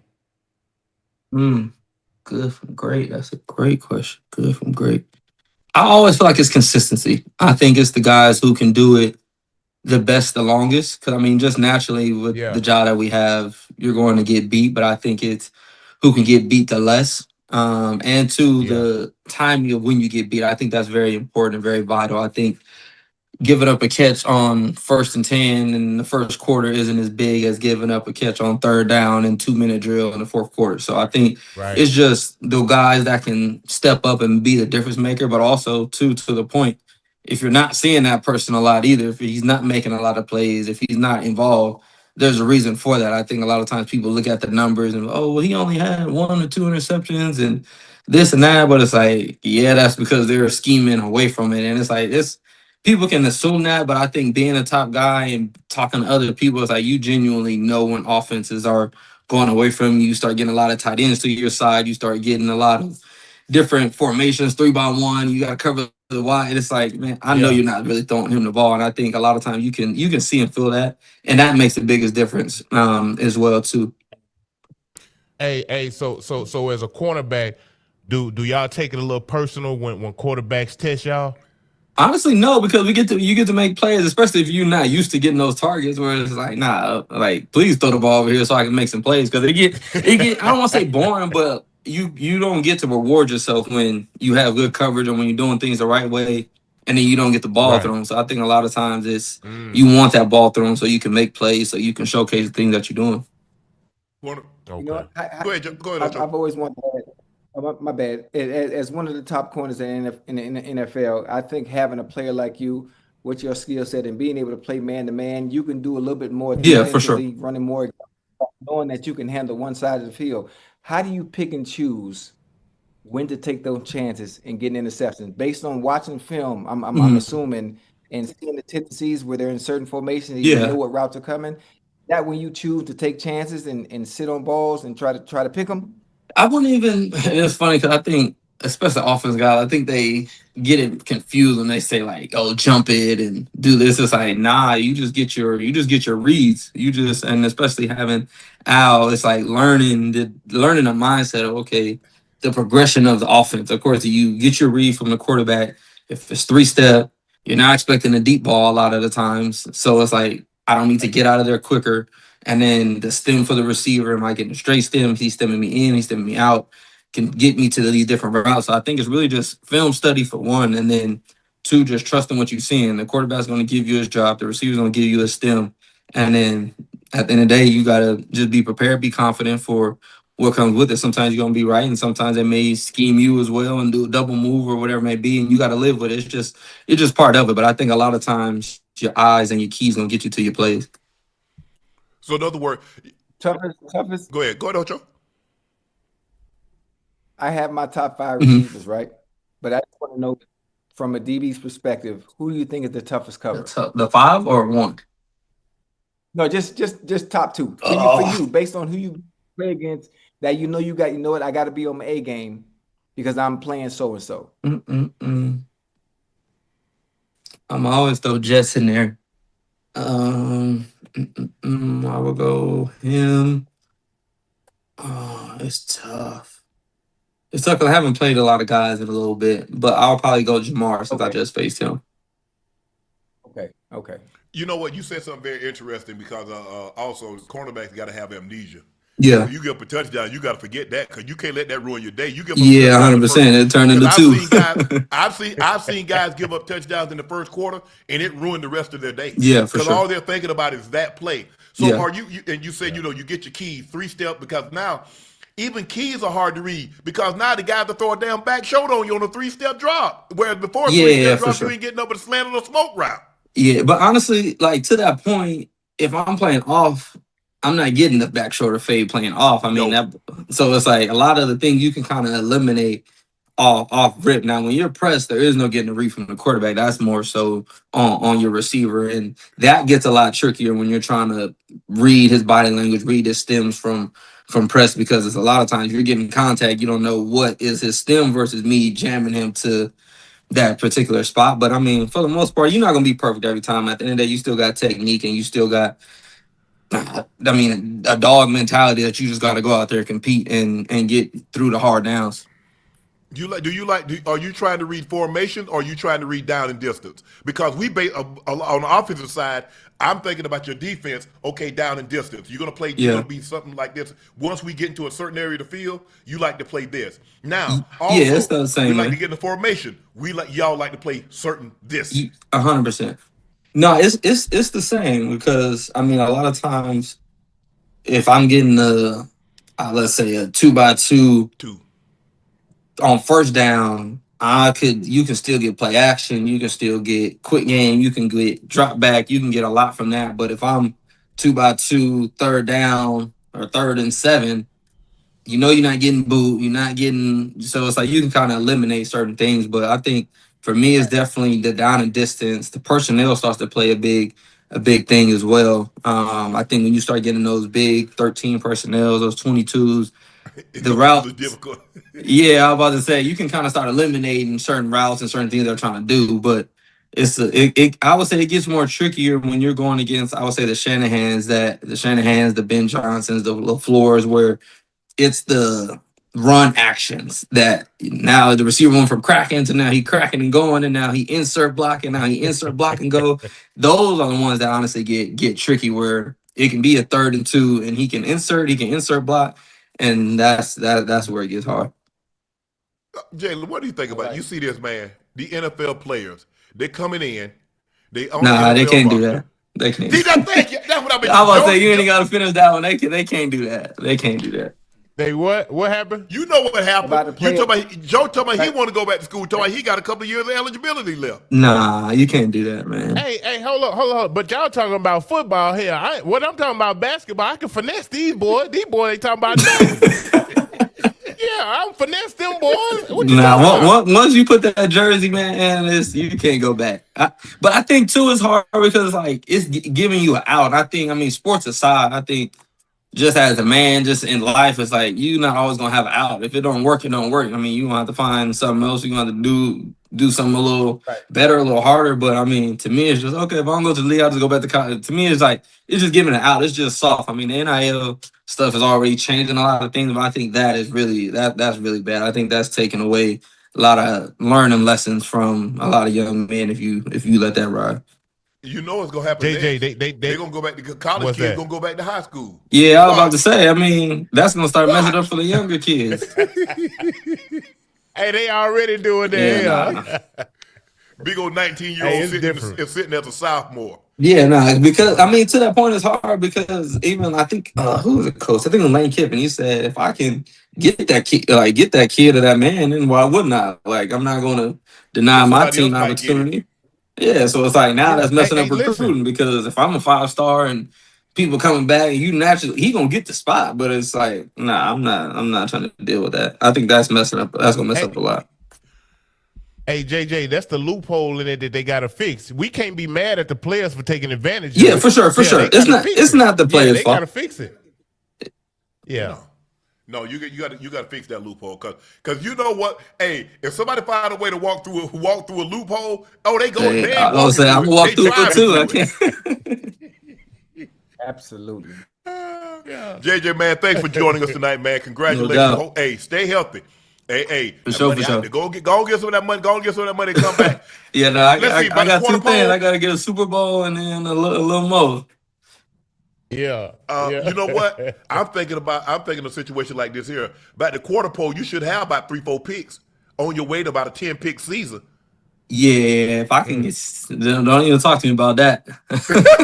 Man, we'll talk after, man. I got to put this work in and get these wins in, man. We'll figure that out, bro. You healthy. No doubt. You already know what you can do when you're healthy. Yeah, So for I sure. mean, last year you came back late and you showed flashes of yourself. But now after a complete off season where ain't no that's surgery, over ain't no with. injury, ain't no limitations, you get to go out there and Good. do what you know you're Yeah, capable no of doubt. doing.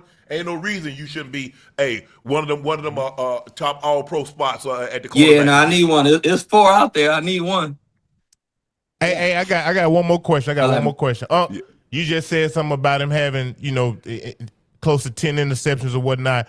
JJ, do interceptions get too much attention, when they evaluate corners compared to just simply playing great defense and not allowing catches? I think so. Because I think too, and it's funny because me and my wife will be talking ball and things as sometimes, but I'll tell her like a lot of it is luck as well. Like a lot of it, honestly, I would say, because I mean, if somebody overthrows a ball and you're off in cover three. It's like you were never going to make a play on the ball, but he threw it right to you. I mean, you still got to catch it. So, I mean, you can't ever downplay the ability to capitalize on the play. But I think a lot of it isn't just what it seems. If a guy just has 5 interceptions and he was beat on one and he got underthrown, he made the play. It's like, yeah, you made the play, but you were stressed out in that down. So I think for me, like, good coverage is always better than interceptions personally, but from the team perspective, you always want to get the ball back to the offense. So they put a lot of stock into that. Yeah, because y'all be doing too much. The guy might overthrow the guy, and then y'all do this right here. Yeah, nah. Come on, man. Stop that, man. Y'all didn't have... Y'all didn't have... You didn't have... That man had y'all... Yeah, nah, you can only do that if you're in position and the ball gets overthrown. But if you trailing, nah, you got to just jog back. I said, come on, bro. You talking about how you had that man strapped. The quarterback just overthrew it. You Not at all. Nothing. Not at all. Yeah. Hey, JJ, if you need a, I'm available, man. It's a 17, 18 game season and the playoffs. If you need a nutritionist, holla at your boy. What tips you got for me, man, outside of McDonald's? I do McDonald's breakfast about once a week during season, every Friday or Saturday. What you get? Me personally, I get a sausage, egg, and cheese McMuffin. Oh, yeah, I get the sausage, egg, and cheese McMuffin, and then I get some McGriddles for the guys. But yeah, I take care of the guys. I get Chick-fil-A and McDonald's. They're right next to each other, so I'll be trying to hook them up. Hey, Chick-fil-A. You don't mess with Chick-fil-A? That's the day. Are they open on Sunday? Nah. Yeah, you know why they're not open on Sunday? Why? It's the devil's food, boy. Devil's food. You crazy. He talking about devil's food. Jay, we gonna get you out of here on this. There have been a lot of going around because you see the rookie, Zachariah Branch. He had to spend $30,000 on rookie night out for the vets. Nah, I didn't see that. Yeah. He had to spend 30 bands. He didn't. Nah, that's wrong though. He not even first round. Bro, they got nothing to do with it. They got nothing to do. See, you messing up the story now. You messing up the story. My fault. Go ahead. So your rookie year, how much did you spend taking the vets out? Honestly, I lucked up because it was COVID, so we couldn't go out really anyway. So I was straight, and then by the time we did it was you got to run that back, Jay. Yeah, I got lucky. I'm not gonna lie. And then my second year, pretty much a lot of the big dogs was out, so they wasn't really pressing me. Eddie Jackson, we ended up going out to eat or something with just a few of the guys, and it only came out to like 4,000 or something. So it wasn't, and even that I split with one of the other rookies we had. So that's what you're supposed to do. The rookies are supposed to split it. Yeah, no doubt. I would say I lucked up, but I take care of the rookies now though. I be trying to pitch in on the dinner sometimes. As long as they showing up and they doing what they supposed to do, I'll look out for them for sure. Thank you. Bringing the breakfast sandwiches. You know you're supposed to. Yeah. You gotta have the snacks, the pre-playing snacks and all that. You take care of me. I'm gonna take care of you. We all good. Thanks. Yeah. That's good looking out. Hey, JJ, appreciate it, man. Stay healthy, man. Good luck this season. We'll talk to circle back. We're gonna talk soon for sure. Bet. Y'all be easy. All right, bro. Jaylon Johnson, the outstanding cornerback for the Chicago Bears. Oh, Lord have mercy. Court documents revealed that 49ers owner Jed York responded to an ad on a known prostitution website in Columbiana County, Ohio, and arranged to have sexual acts. Yeah, I've been there, huh? It's about 120. What quick. You do? What you doing now? It's $140. He went to do what? He went to the meeting location at a trailer park in East Palestine, Ohio. Yeah. He was taken into custody after law enforcement agents and morning, I guess that Mahoning Valley Human Trafficking Task Force determined that York in his possession his cellular device that he used to arrange the criminal act. York was sentenced to 2 days in jail in order to pay $1,150 in fine. The NFL said in a statement that the league is aware of the matter, which will be reviewed under the personal conduct policy. Ocho? Hey, the man just trying to get a little hoo-ha. Oh, man. Ain't nothing wrong with that. Come on, Joe, man. You think the man, because he's worth $1 billion, he don't want to wet his whistle. Hey. No, man, listen, you worth $1 billion, man. Come on, man. You shouldn't have to do all that, bro. Sometimes you like him pure. You like him sleazy. Hey, Joe, the man don't want no ties. I'm getting in and I'm getting out. Hold on. Hey, Joe, at the 150. time with a little hoo-ha number for inflation. 150 at a trailer park. That's what he pulled Yeah. up to? Them the ones that got all the moves. Are y'all tripping? Hey, remember I told you, Joe? She had more moves than a $100 hooker. Hey, Joe. Them the ones that got the move. Them 5,000, they don't do nothing but model. Hey, Hold on, listen. It used if to be I'd have- $40. Huh? It used to be 40, Joe. You know, inflation. Nah, man, hey, his awareness wasn't high enough for me, Unc and Ocho. Damn, if I pull up to a place and it look funny, I'm gone. I'm out. Nah, it don't look right. I'm gone. I ain't messing around. Joe, so what you expected to look like? You expected to pull up to a mansion? They charge $140. I ain't put. If I'm a billionaire, I ain't pulling up to no damn trailer park. I know that. You got a point. But hey, for $140, I'm expecting the screen door to be hanging. I'm walking up with a screen door hanging up in that thing. $140. $140 ain't hurt nobody. That little loose 140. $140 a damn setup. That's what $140 is. Joe, it ain't no setup. I'm telling you, it used to be Man, $40. come on, Ocho. Hey, Joe, listen to me, Joe. Let me talk to you. Let me tell you something, man. I used to be out there. Huh? You hear me? I done been Ocho. in that bar before when I was in Cincinnati, Joe. It used to be $40. Ocho, hoo-ha made a cost $150 20 years ago. Hoo-ha highs, I don't know what now. Boy, what you talking? You think so? No. Hoo-ha is high as hell for those that want to make you think. That want to make you think it's worth what you're paying for. Hoo-ha don't cost you nothing. Man, Hell, you tripping. honestly, let me tell you something. It's really free if you use your imagination and some lotion. Not bad, that don't feel the same. You use your visual. I don't do all that. No, hell nah. But hey, Joe, he thought he gonna be he thought he gonna be just like a bank robber. He gonna get in and out. $140 in and out, don't cost you nothing. You can't tell. Huh? He might have made a mistake, but can I tell y'all something about him? What? It don't make him no bad. It don't make him no bad brother, Ocho. It don't. Hey, listen. You know what? It don't make him no bad brother, but I guarantee, I bet you if y'all pulled up to something like that, hell, y'all would have got up out of there too. Man, y'all ain't finna. Man, come on. Come on, man. That, Joe? $140, $150. Joe, I'm looking for a deal, boy. $140, boy. Let me get that. $140. Hey, I'm trying to figure out if it's a 2-for-1. A 2-for-1. Hey, I'm sorry. $140 sound like a damn setup to me, chat. That way it look like. It wouldn't sound like to me. Hey, can I tell you? You want to know what the setup is, Joe? What? Huh? What is it? When you're paying for it indirectly, and it disguised as a relationship, huh? What you talking about? You think you're getting that for free every single day? No, you paying for it indirectly. You hear me, Joe? Don't make me preach to you. I ain't got to be Sunday. You paying for it one way or another. It ain't free. Joe, listen to me, Joe. He just want to get in and get out. So, like, when you're in a relationship and you're in marriage, boy, you paying for that. Ocho. But wait, let me stay with me real quick, Joe. The title relationship, the title marriage, it changed the narrative as if you're not paying for it. That's in-house. Boy, you paying in-house. You hear me? Yeah. Stay with me.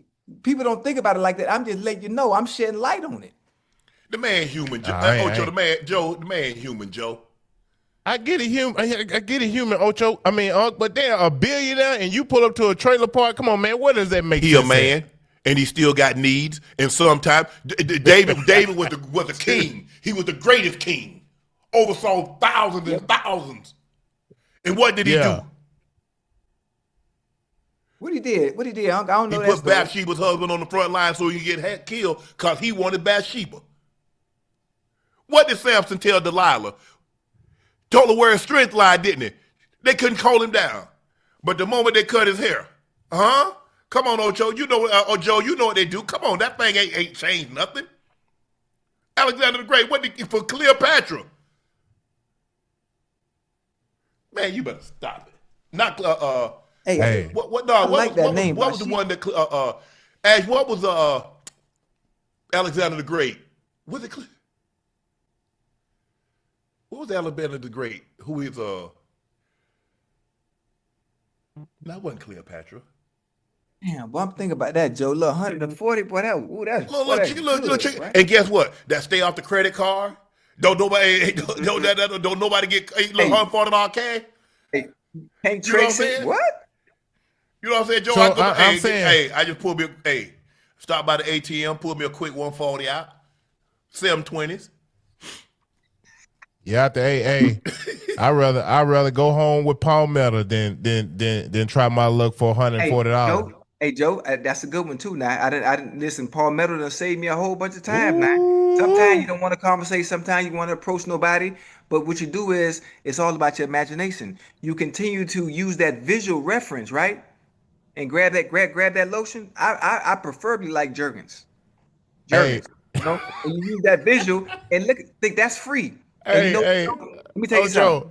What? Ocho, you gonna make that thing throw up and go to bed, ain't it, man? Out of there. And guess how much that cost? Hey, Joe, guess how much that cost me, Joe?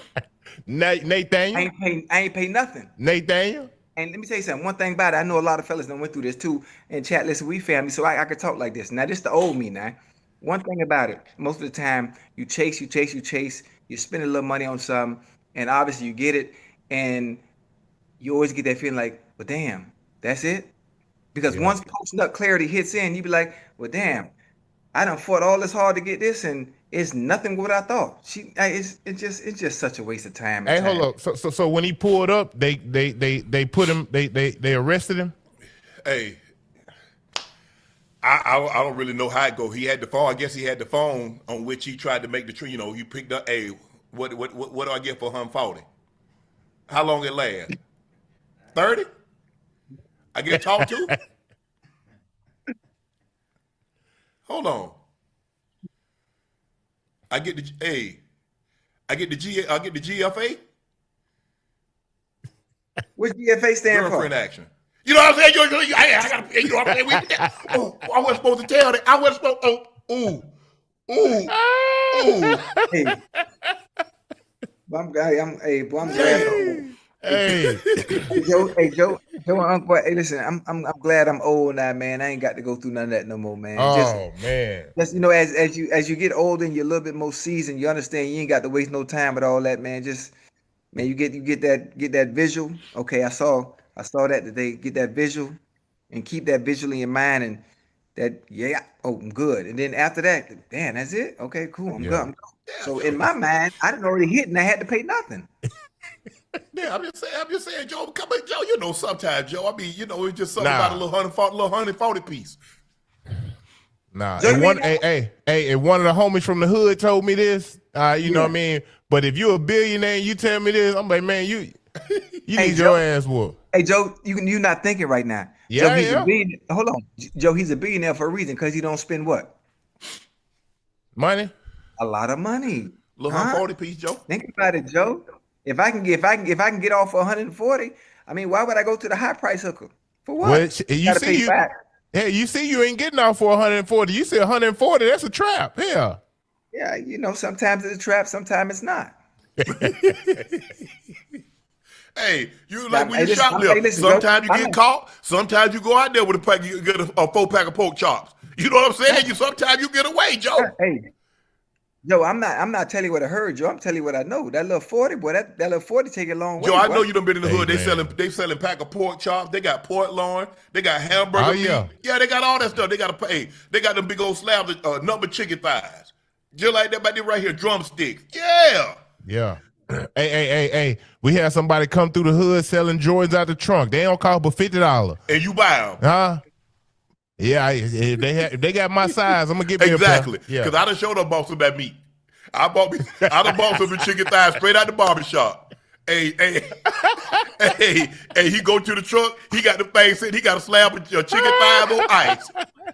Let me get that. Oh, let me get that up off you, cool.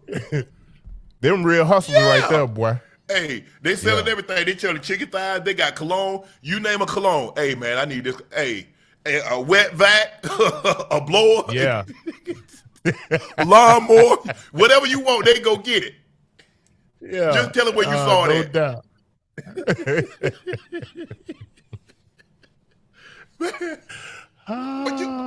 But you know what I'm saying? I think the thing is a lot of times in a situation like this, you engage in behavior because you don't think, ain't no way I'm going to get caught. Not in today's era, Unc and Ocho. I'm sorry. It's hard. Hey, Joe, if he can't go to the trailer park, where can he go, Joe? Damn sure not the trailer park, Ocho. It's like this. Damn, get you a little yeah. You know what I mean? Let her, get a little hush, give her some hush money or something, man. But damn, no prostitution. Come on, man. But here's the That hush thing: money because costs, of who he is, he's always got to be. He got to be very careful because somebody don't find out who he is, and then you're a prime example to get blackmailed or extorted. Yeah, he gonna be paying hush money for a long time because you can't pay hush money. Can't pay hush money one time. You got to get in his case he got to get somebody that's got something to lose too. He can't have nobody who ain't got nothing to lose. Man, now. you don't want that because them can and the ones that got something to lose, they ain't gonna rock your world. See, once you pay hush money, you got to keep paying hush. You got to hush. Keep saying hush. You got to keep it going. Yeah. Well, listen, he'll figure out which one you want to do because this prostitution thing, he gonna blow up in your face. Man, the man done spent 2 days in jail, $150 he good. Hold on, Joe. 2 days in jail. I'm a billionaire. I spent 2 days in jail off some damn $150. Let me ask you a question, Joe. Man, how long would you spend in jail if they told you when you get out you'll be a billionaire? How long would you spend in jail? And they told me when I get out I'll be a billionaire. Hell, how long they want me to? How long they need me to stay in there? Hey, Joe. Hey, Joe, let me ask you something. What's up? You hear me? What's the definition of prostitution in general? When you selling that thing for money. Okay, right. So you paying money in exchange for someone's services, right? She's selling. Yeah. Okay. It's modern day prostitution. Now that's what you're trying to say. Now they've been doing this before. Ain't no modern day. This go way back because that was the thing had value way back in biblical times. It been had value. Can I ask you a question? Yeah. What's up? When you're a provider, right? Yeah. When you're a provider, what do? You spend you spend money. You spend money, right? Yeah. So, but the word provider changes the narrative of it not being prostitution. It just starts with another P. Oh, you ain't picking up what I'm putting down. Pick it up. Joe said just for $140, it was suspect to him. And where he went to get it. Come on, man. That's all I'm saying, bro. Like, hey, Joe, listen, Joe. Either way you splice it, 140. Relationship, marriage, you paying indirectly, no matter how you look at it. Just the word changes the narrative. And he probably got the GFE for $140. He got the girlfriend experience. And his ass went to jail behind that. Joe, come on, see, Joe, you get lost.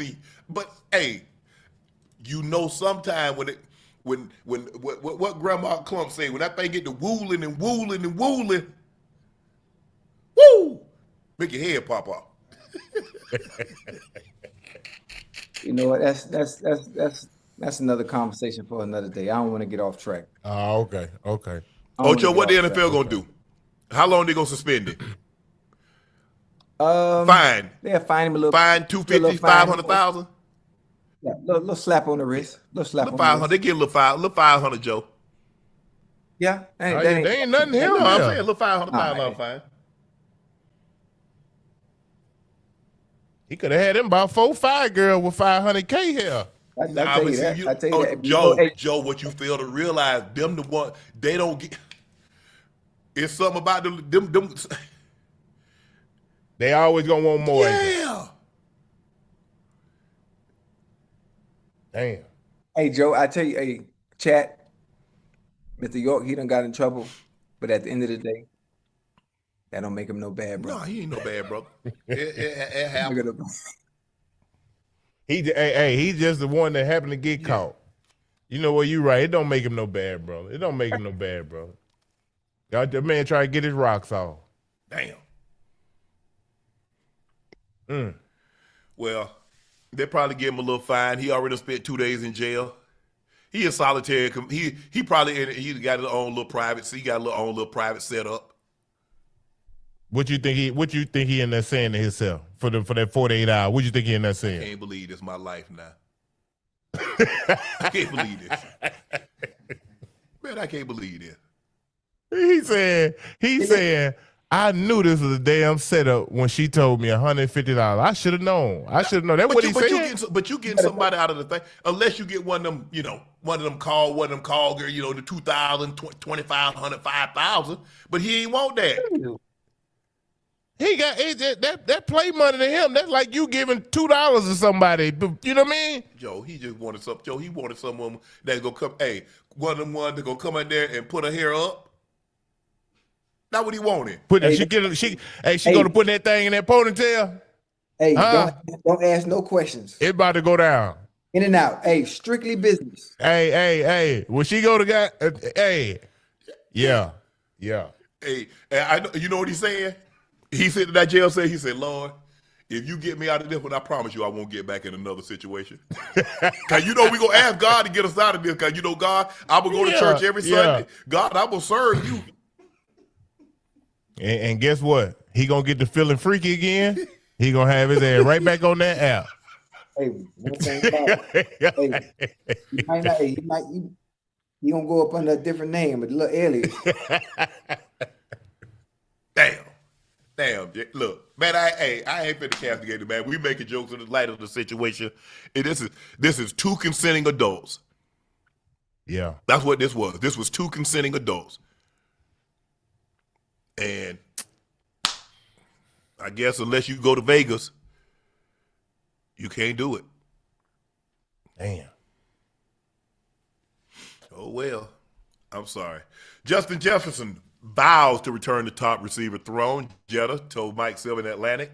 Not yet, but they'll know after this year. I tell you that. He spoke glowingly of Kyler Murray. What excites me is his ability to just be an athlete. Everybody knows what he does when the ball's in his hand, running the ball and being able to create time back there in the pocket. So you're always alive. You're always just expecting the ball to be going to come your way.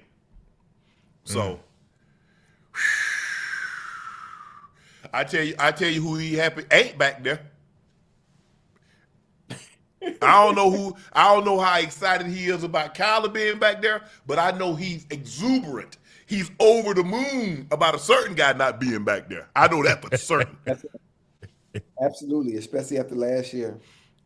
He had to scrape and crawl for them numbers last year. Yeah, that man better. Yeah. That man done had a season where he had 1,800 yards, and now all of a sudden he's scraping by. He's scraping the bottom of the barrel to try to get 1,000. Man, he say, man. Y'all, you don't have. He said, and I had first cousins, I had Sam Darnold, and I'm putting up mate. Look at the numbers that he put up with those first cousins. Put up number with cousin gonna throw that. Yeah. He's surgical with that ball now. Look at the numbers he put up with Sam Darnold.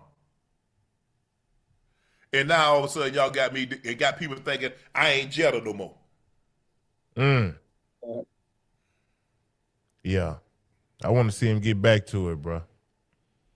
He said, y'all but got people thinking I'm the car.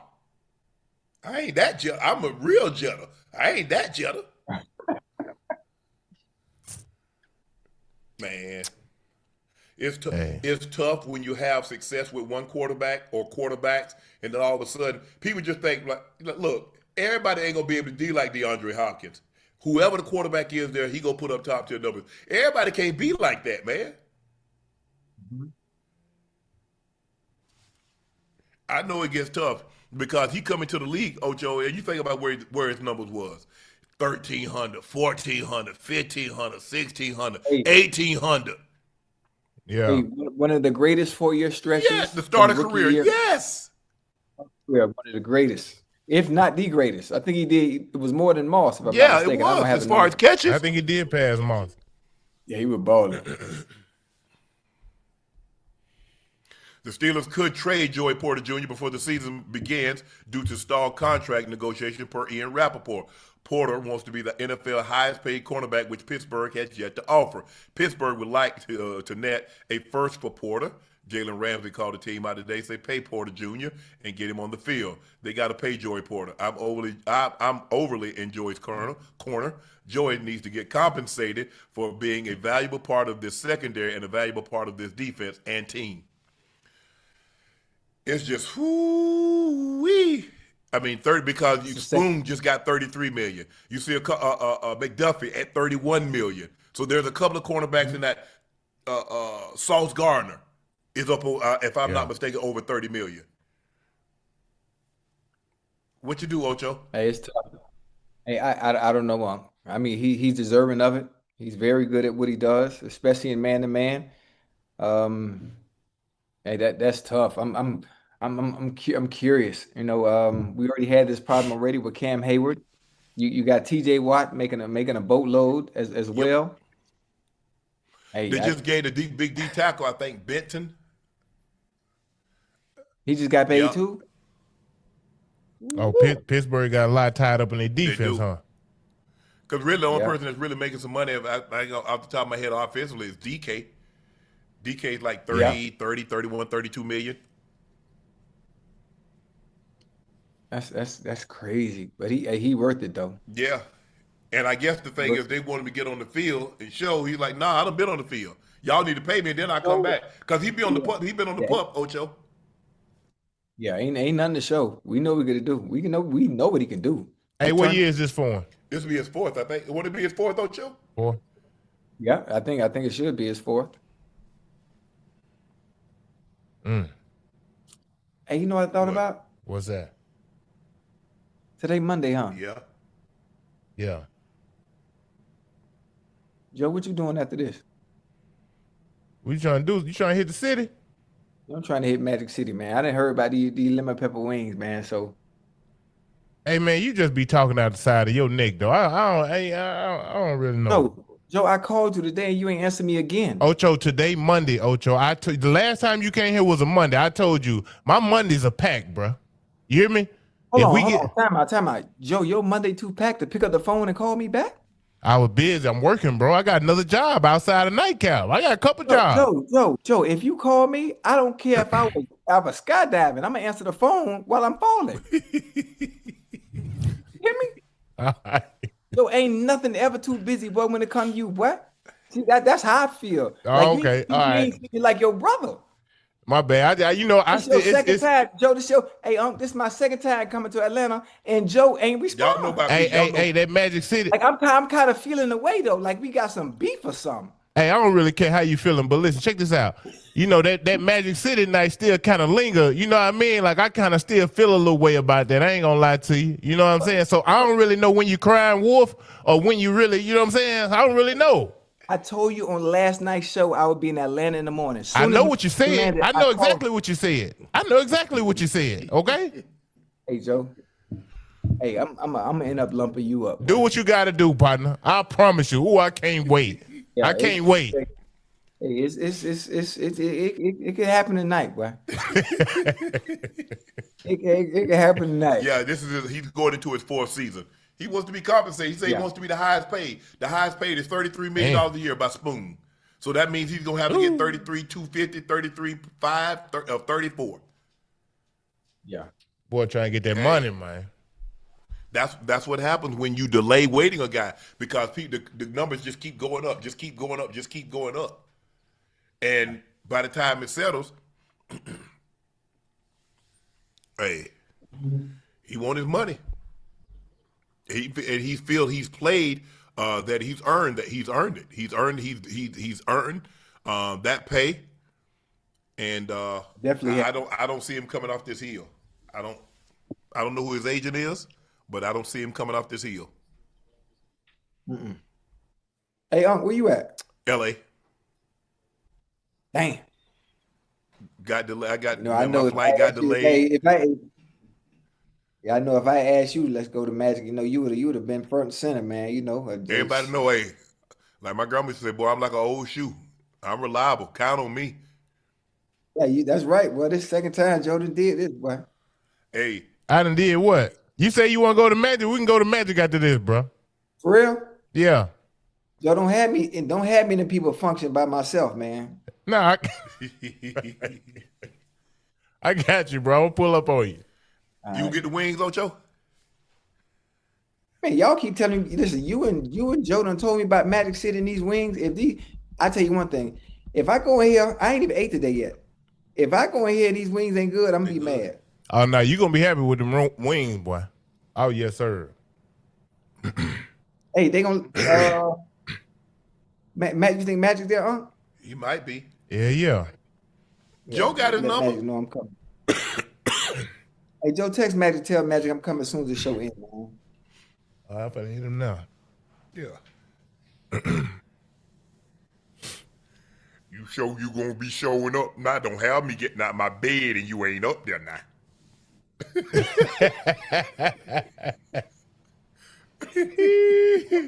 Oh, I'm definitely. I'm trying to see what. Let me see how far it is. Hey, you got any requests you need? You need anything special? Nah, just as long as they got some wings, that's it. I want wings and French fries. You need some money? Oh, okay. You ain't got no type. You ain't. Now I ain't looking for all that. I'm just trying to. I just want to be able to come back and talk about the experience when we come back on tomorrow's show. No, Wednesday. Oh, okay. Oh, Wednesday. My bad. Hey, bro. Joe, it ain't number 12 minutes for me. Right up the street. Yeah. Okay. So what they gonna do? Oh, what they gonna do, Joe? They gonna pay Porter or what? They gonna trade him. That's one thing about the Steelers now. They are not afraid to get off any player. Oh, yeah. Really? No. Yeah. Oh, they don't play. Boy, look at all the receivers that untraded. Hey, AB, Mike Wallace, They let him go. Plexico. Pickens, Plexico. But damn, a defender like Porter, they gonna. Santonio Holmes. Yeah, they don't play. Yeah. Emmanuel Sanders, let him go. I'm gonna be honest with you. I don't know. I don't know. I mean, he'll pivotal piece to what they do defensively. And for him not to be out there, for them not to pay him, he must got a hell of a backup. And then he wants 33 and a half million a year. Damn.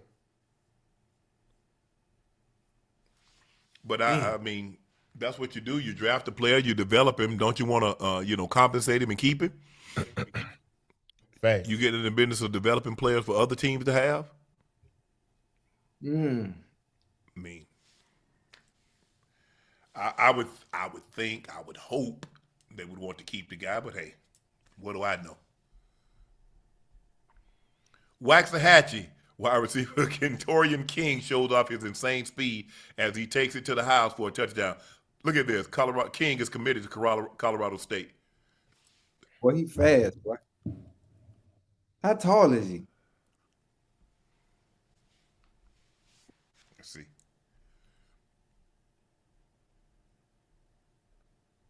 Boy, got some wheels on it. Well, He got to be a track runner, boy. Who he committed to? Colorado State. They the Rams, Yes. huh? He must be already in Colorado. He might be. I wonder how tall he is. Nah, he from Texas. One of them big- Waxahachie.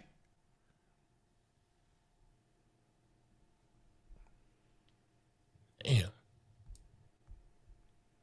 All right. Now it's time for our final segment of the evening. It's time for Q and A. Hold on, let me put my shoes on so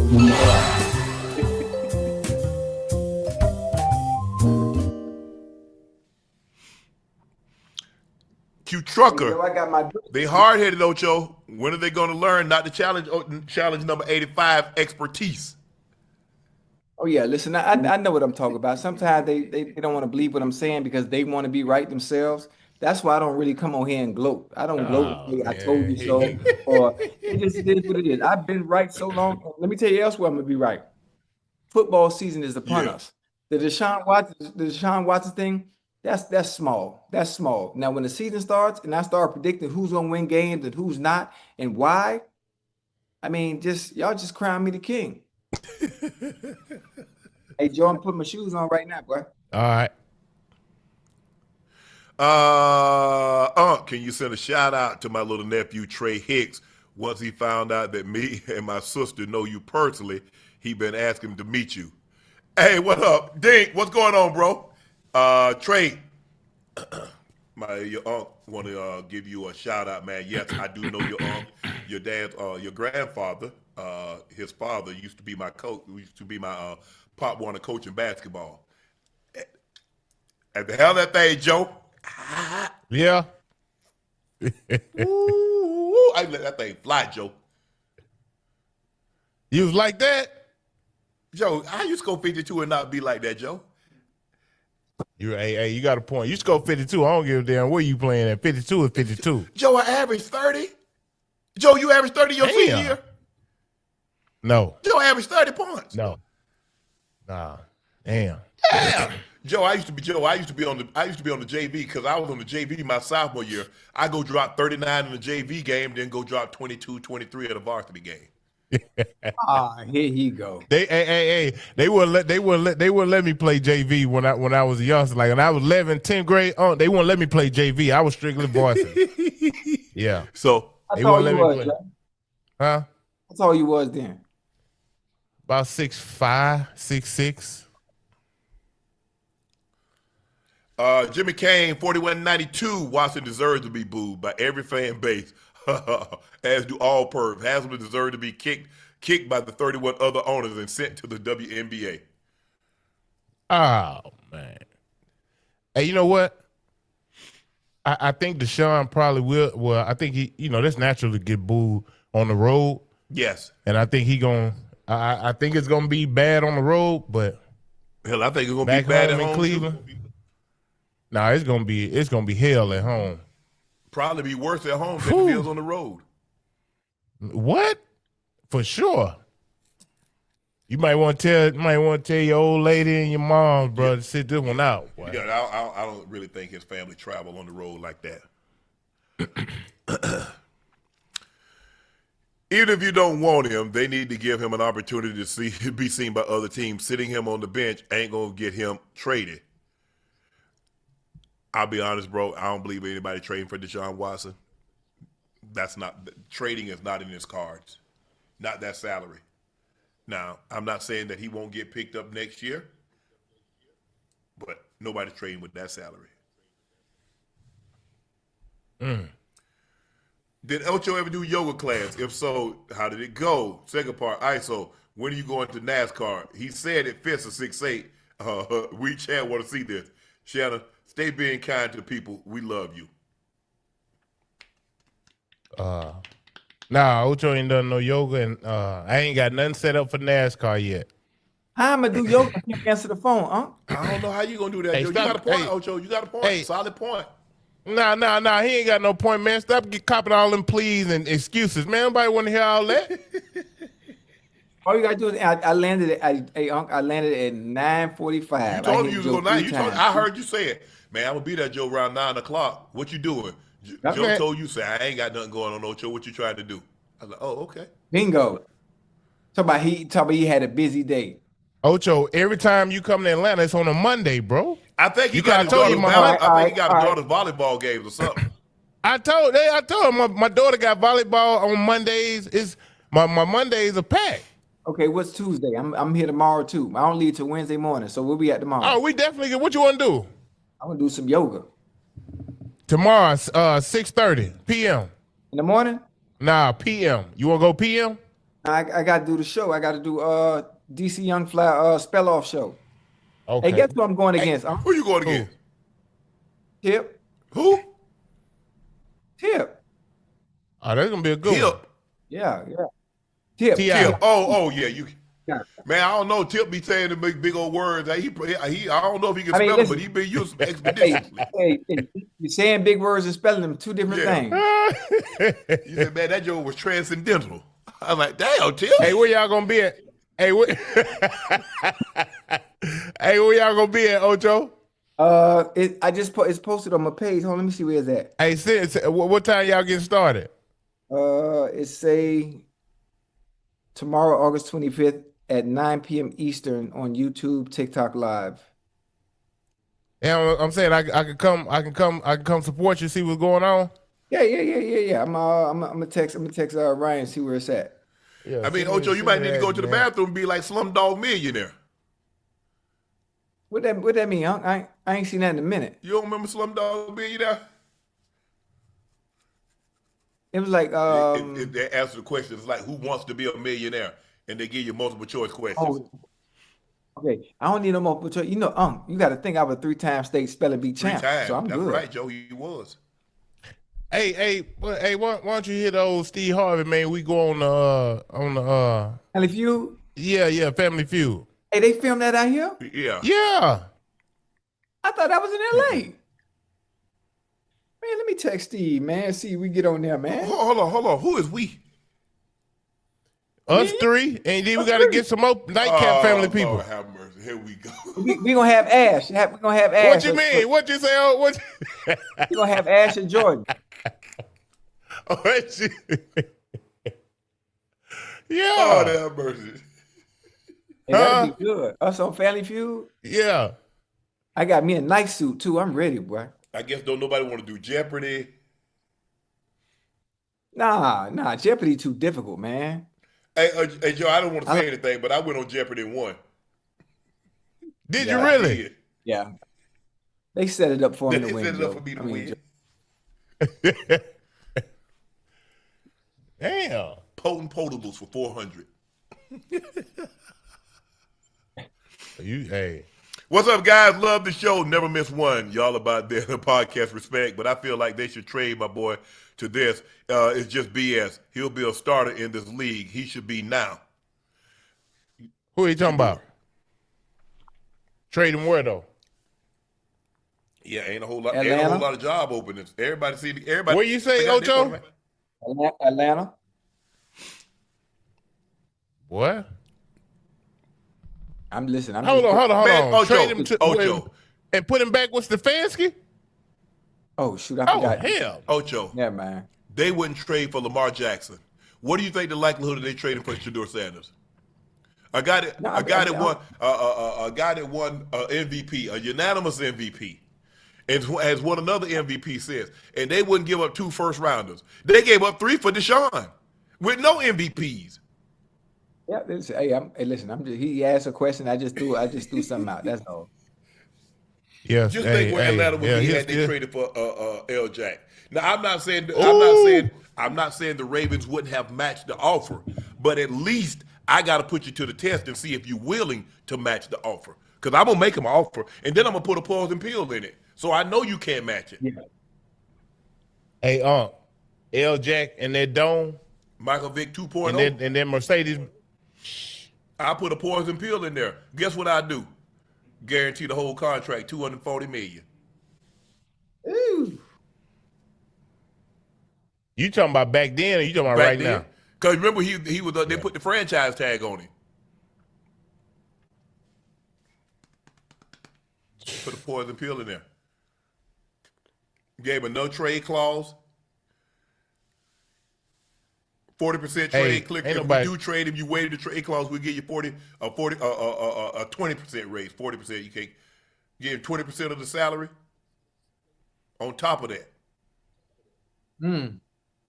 Oh yeah, you can get it now. You can put a poison pill in there where they won't be able to, where they won't match it. It's too cost prohibitive for them to match it. I'm so done with being a Browns fan. It's like an abusive relationship. Help me out, y'all. What are some teams I can root for? I can't do it no more. Cincinnati. Come to them Cowboys, baby. Oh Lord, here we go. Wait, hey. This Come on right down the street. What? Hey, come on right down the street so they ain't got to go too far. Right in Cincinnati. GOAT 2022. Happy Mama Day. Look at how Deshaun has played and handled this situation. Makes me appreciate Kobe when he was going through it with his family and life on the line. He's still giving out buckets. Yeah, you got to be strong. For Kobe to go play. Different mentality. That's what I'm talking about right there, Unc Ocho. Very.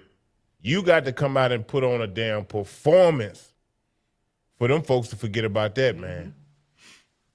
Ooh. The Browns, the Browns front office of blue ball in Shador. They drafted him so he couldn't go back to college, and then he can play games with him. They're not going to play him enough. They won't let him go. He gonna get his time. It's gonna come. Just when his time comes, he just got to be ready to capitalize on it. That's all he got to do. What's up, Big Three? Honestly, I don't understand why Cleveland drafted Shador because I really don't think the owner wants him. It's evidently like only two bad quarterbacks to be in the franchise quarterback. But when you're on the ground, when you're the dog pound caged up, hashtag losers. Well, he said it. He said that was an Andrew Berry selection. He said that he didn't. So he didn't make no bones about it. He was very apparently, very matter of fact. That's an Andrew Berry selection. Big Three, rank these teams, which is worse. The Dolphins, Jets, Browns, Cardinals, Giants, Falcons. Browns are 1. Jets are 2. Dolphins are 3. Cardinals are 4.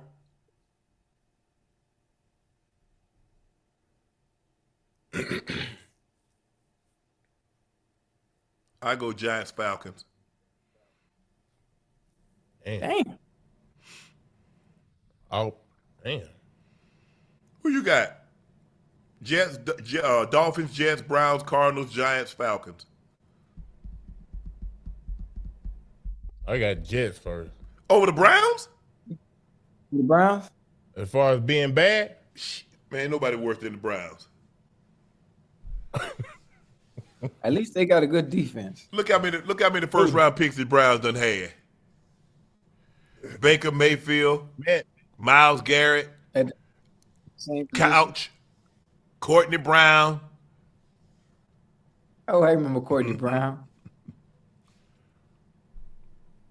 damn. Brown's bad, man. Deshaun need to be at home riding the couch. He has robbed the Browns without a gun. He needs to retire. It's over. Give it up. What he's done should just be the law. Straight dumpster juice. Man, think about that, man. I bet it's hard for that man to go anywhere in Cleveland. Hell, he can't go to the grocery store. Anywhere, not just Cleveland. Damn. That's got to be tough. It is. It is.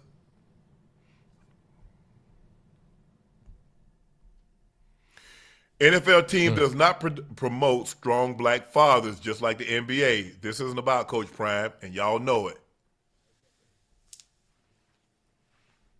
No.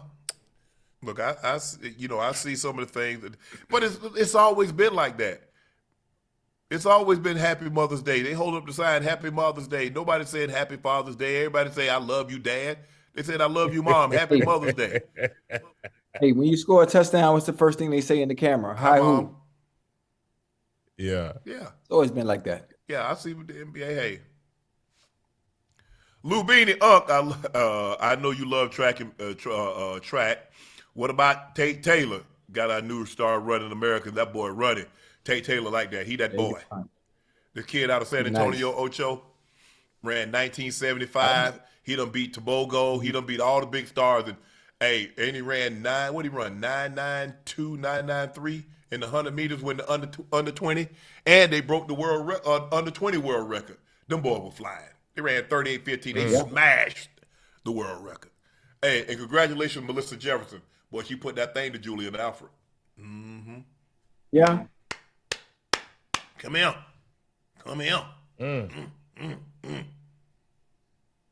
Throw up. And my boy Rye Benjamin, the first 400-meter hurdler to go sub 44. He ran 43.83. But this Botswanan kid, Kanipi, man, his last 50 to 75. Cause Rye right there with it. Rye ahead of him at 350. Rye ahead of him. Just that back end is his strength. Ooh. That boy put it down. I love watching it, but that's all right. We got the the Ultimate Championships coming, and Rye gonna double, so he gonna do the full. And he ran his first 400 hurdles, ran a season's best 46.67, and then Dos Santos came back and he ran like 46.42. So Rye ran 46.67. Warholm and Dos Santos was in the race together, and Dos Santos ran the Brazilian. He ran 46.42, followed closely by Warholm. That world record might go. Rye's in that kind of shape. He's in that kind of shape. To run sub 43, I mean 44. Oh yeah, he in the kind of shape to go really, really, really, really low, really low. That 45.94 with Dos Santos and Warholm in the race, because Warholm's going to take it out, which will pull right with him, and Dos Santos is going to finish, which means he's going to have to keep. They're going under 46. They're going under. Definitely right going under 46. I knew since before camps they started, did you really expect the owner to set $200 million on the bench? My only advice to Watson is to go out there and win. Winning cures all. That's from East Coast Kev. Well, he got his opportunity. We're going to see what he does.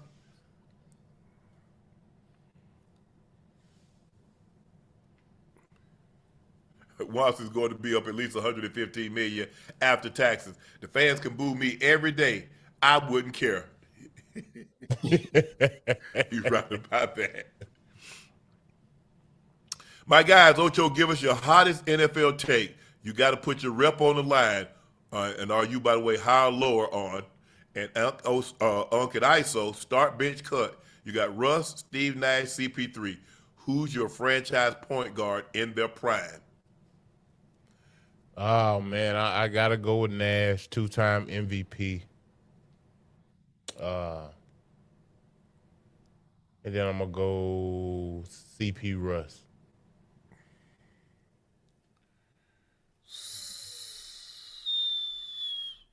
I go CP first. CP Nash Russ. What's your hottest take, Ocho? Hey. What, for this upcoming season?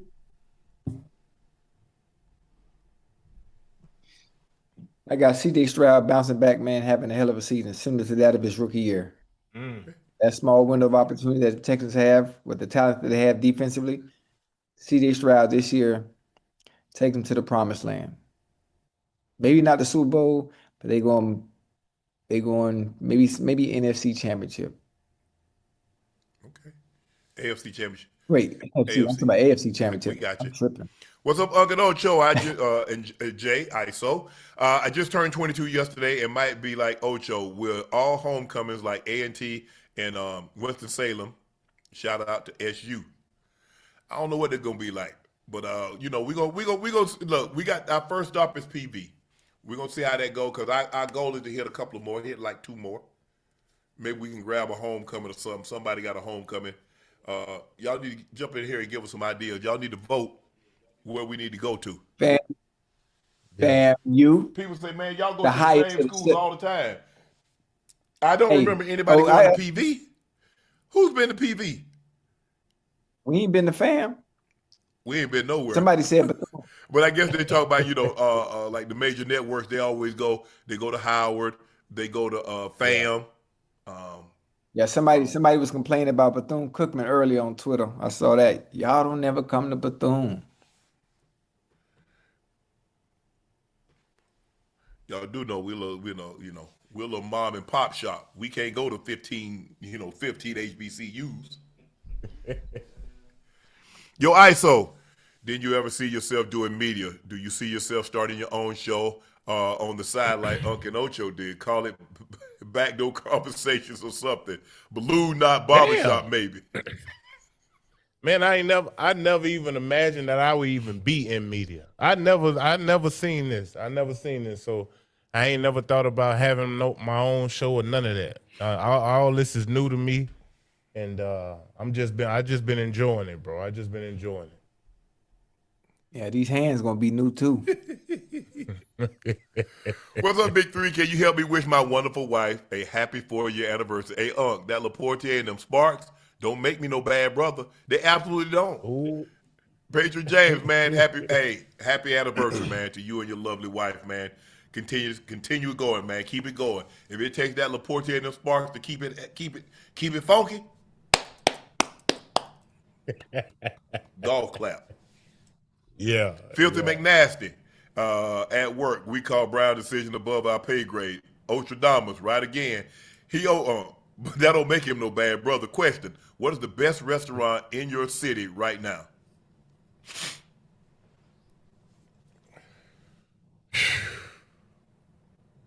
Who they asking that to, huh? Get asking to us. Damn. Look, I only go when I come home. I only go 2 places. I go to Houston's or Chops. What's that? They 5'2", boy. You can't go wrong neither one of them. That's the only place. When I go to the crib, I go to this spot. It's called Flying Fish. It's called the Flying Fish. They seafood so banging in that joint. Whew. Yeah, we know you like seafood.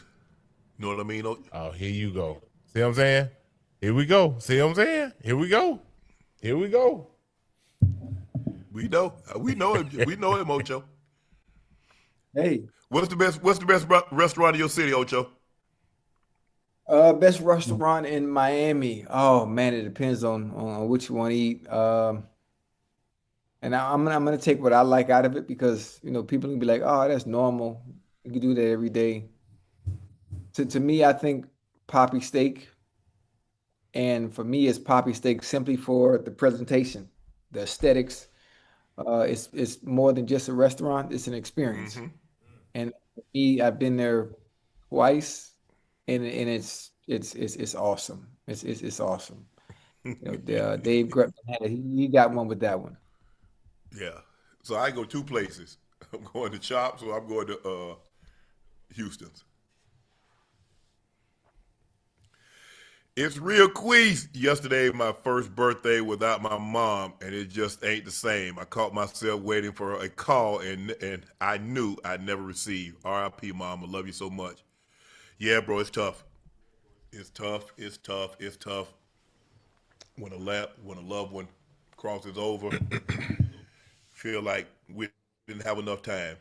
That's why I always tell people, man, enjoy it. When you have somebody in your life, enjoy them, man, because you never know. And tomorrow ain't promised. Tomorrow ain't promised. Hey. And you can't do And nothing it ain't about just yesterday. It ain't just no any loved one, no Unc and Ocho.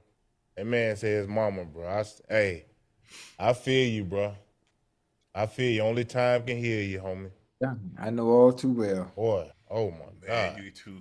That's how I felt about my grandma. My grandma gave me everything but life. Man, that boy, it ain't the same. I ain't the same. I ain't gonna never be the same. I ain't finna hold nobody. That's what I be saying, Unc. Hey, I know I done changed. Hey, I can't do nothing about it. I can't, I can just be the best I can. Just try to live how she want me to live, but I ain't the same person. Yeah. I mean, boy. My therapist even that say, Mr. Sharpe, you think you can love somebody like you love your grandma? Like, man, woman, you wasting my time. I ain't finna hold you. I was a lady, you wasting my time. No. Hey, no. It's something about that unconditional. No, that yes, unconditional 1,000 love, trillion percent, Joe. Yeah. Absolutely not. Yeah. All them nights that woman stayed up up me when I was sick, all that time that woman gave me and my brother her dead last, when she wouldn't give her own kids her dead last, but she gave it to my mom's kids, took my mom's kids and raised her 3 after she raised her 9. Man, no. And I resent you asking me that. I got swole, Joe. I was like, lady, yeah, I resent. In the strongest tense, in the strongest turn. No. Man, hey, with tears in my eyes, Uncle Ocho. You hear me? What's up? With tears in my eyes, bro. Hey. No. And you come into this knowing I'm gonna give you everything I got, but you don't get that Mary Porter love.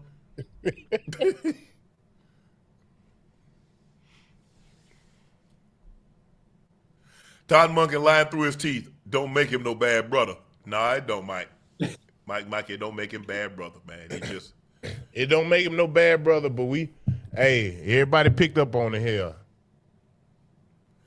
At some point, Deshaun just got to be a $230 million mistake that the Browns got from Houston.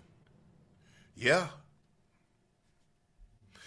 Man, he can't, Ocho, he not going to, listen, we all know, you never know, Shannon. The Browns not winning the Super Bowl.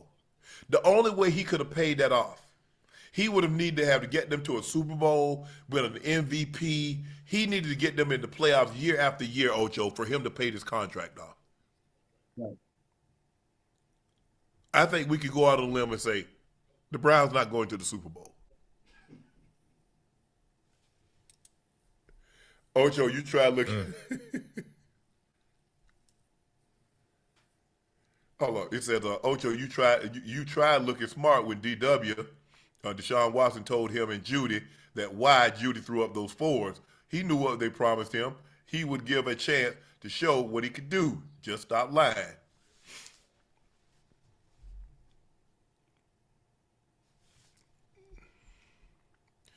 Given the current salary situation, is it feasible to feature a running back as they did in the past? I still think a good line in the running game builds dynasty, as does a dominant big in the NBA. No, because they reward throwing the football. Yep. Yeah, look at Seattle here. They just traded the MVP of the They let Super him Bowl. walk. They ain't even try to resign And him. they walk. Damn. But they feel they can replace it based on that. Yeah, kind they of don't running feel back? he's special. Oh, okay. They don't feel he's Jahmyr Gibbs. He's not McCaffrey. He's not Saquon. No. He's not Bijan. He's not King Henry. He's not one of those. He's good, but he ain't them. Iso, I heard Unc give Willie Moscone, Efren Reyes a run for their money. Best in the house. I seen Joe the what you call him? The magician, Efren Reyes. I beat him. Beat Fats. Beat Moscone. Beat Earl Strickland. Beat Efren Reyes. What a footage. I'm gonna be the best pool player you ever played again. No, that's me. I play myself. I'm telling you, man.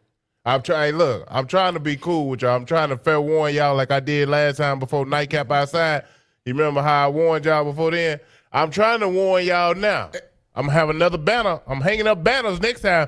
When y'all see my thing, I'm gonna have banners hanging up back here. I'm gonna be like, hold on. Hey, Joe. Got Joe, I'm so bad. I ran the table on myself. I had to give myself a shot. But you gonna find out the hard way. All right. Being a billionaire and paying $140 for a good time in a trailer park in 2026 is wild. But that don't make you no bad brother, just not a smart one. Hey, that's all I'm saying, bro. Hey, I'd have thought set up from the dump. Hell no. Billion dollar owner spending $150 for some box. It don't make him no bad brother, but it makes him a dumb one though. God, man, come on, man. Y'all know how that thing go, man. Peter Paul said, try it all, Iso. He wasn't thinking about getting caught. Damn, he was thinking with the wrong head. That's the damn problem. Trailer park, after dark, roast sparks. Jed York spends $5. Don't make him no bad brother, though.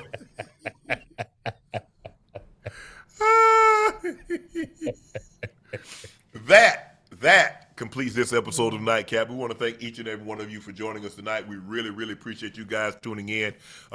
Sometimes I don't know if we give you the praise and the adulation that you need for you guys, the way you've supported Nightcap through the years, and we greatly, greatly appreciate that. We think adding Joe has been a great addition for us. He's been bought in, weighing in on all topics. He's hook, line, and sinker. I can tell he be doing his homework. So we appreciate that, Joe.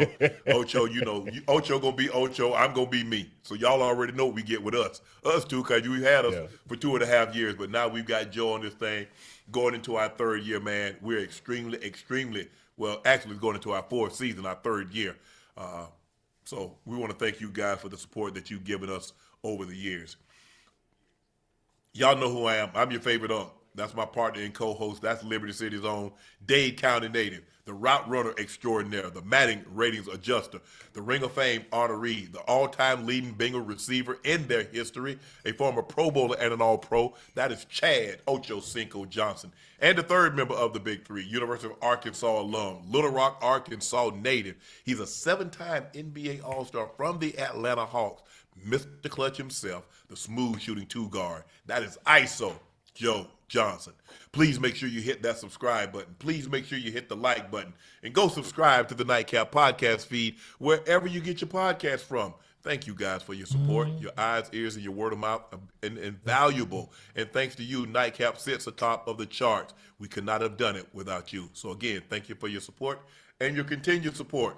Those looking to purchase a bottle of Shade by LaPortier, head over to LaPortierCognac.com to purchase your bottle. If it's currently unavailable in a city or state near you, it is the premium VSOP Cognac, the best tasting, smoothest VSOP Cognac on the market. But don't take my word for it. Try it. Compare it against other cognacs, and you'll see Shade by LaPortier is hands down the best. Please drink responsibly and stay safe. Again, thank you for joining us tonight. We're off tomorrow, but we'll see you back here on Wednesday. Peace.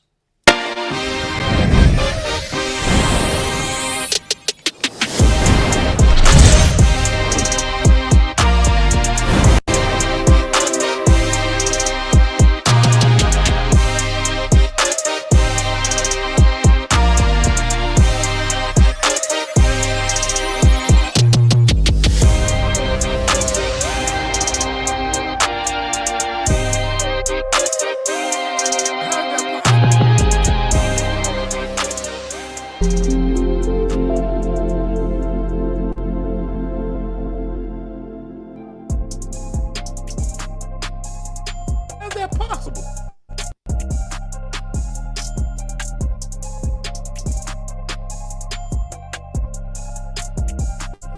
Oh, jeez.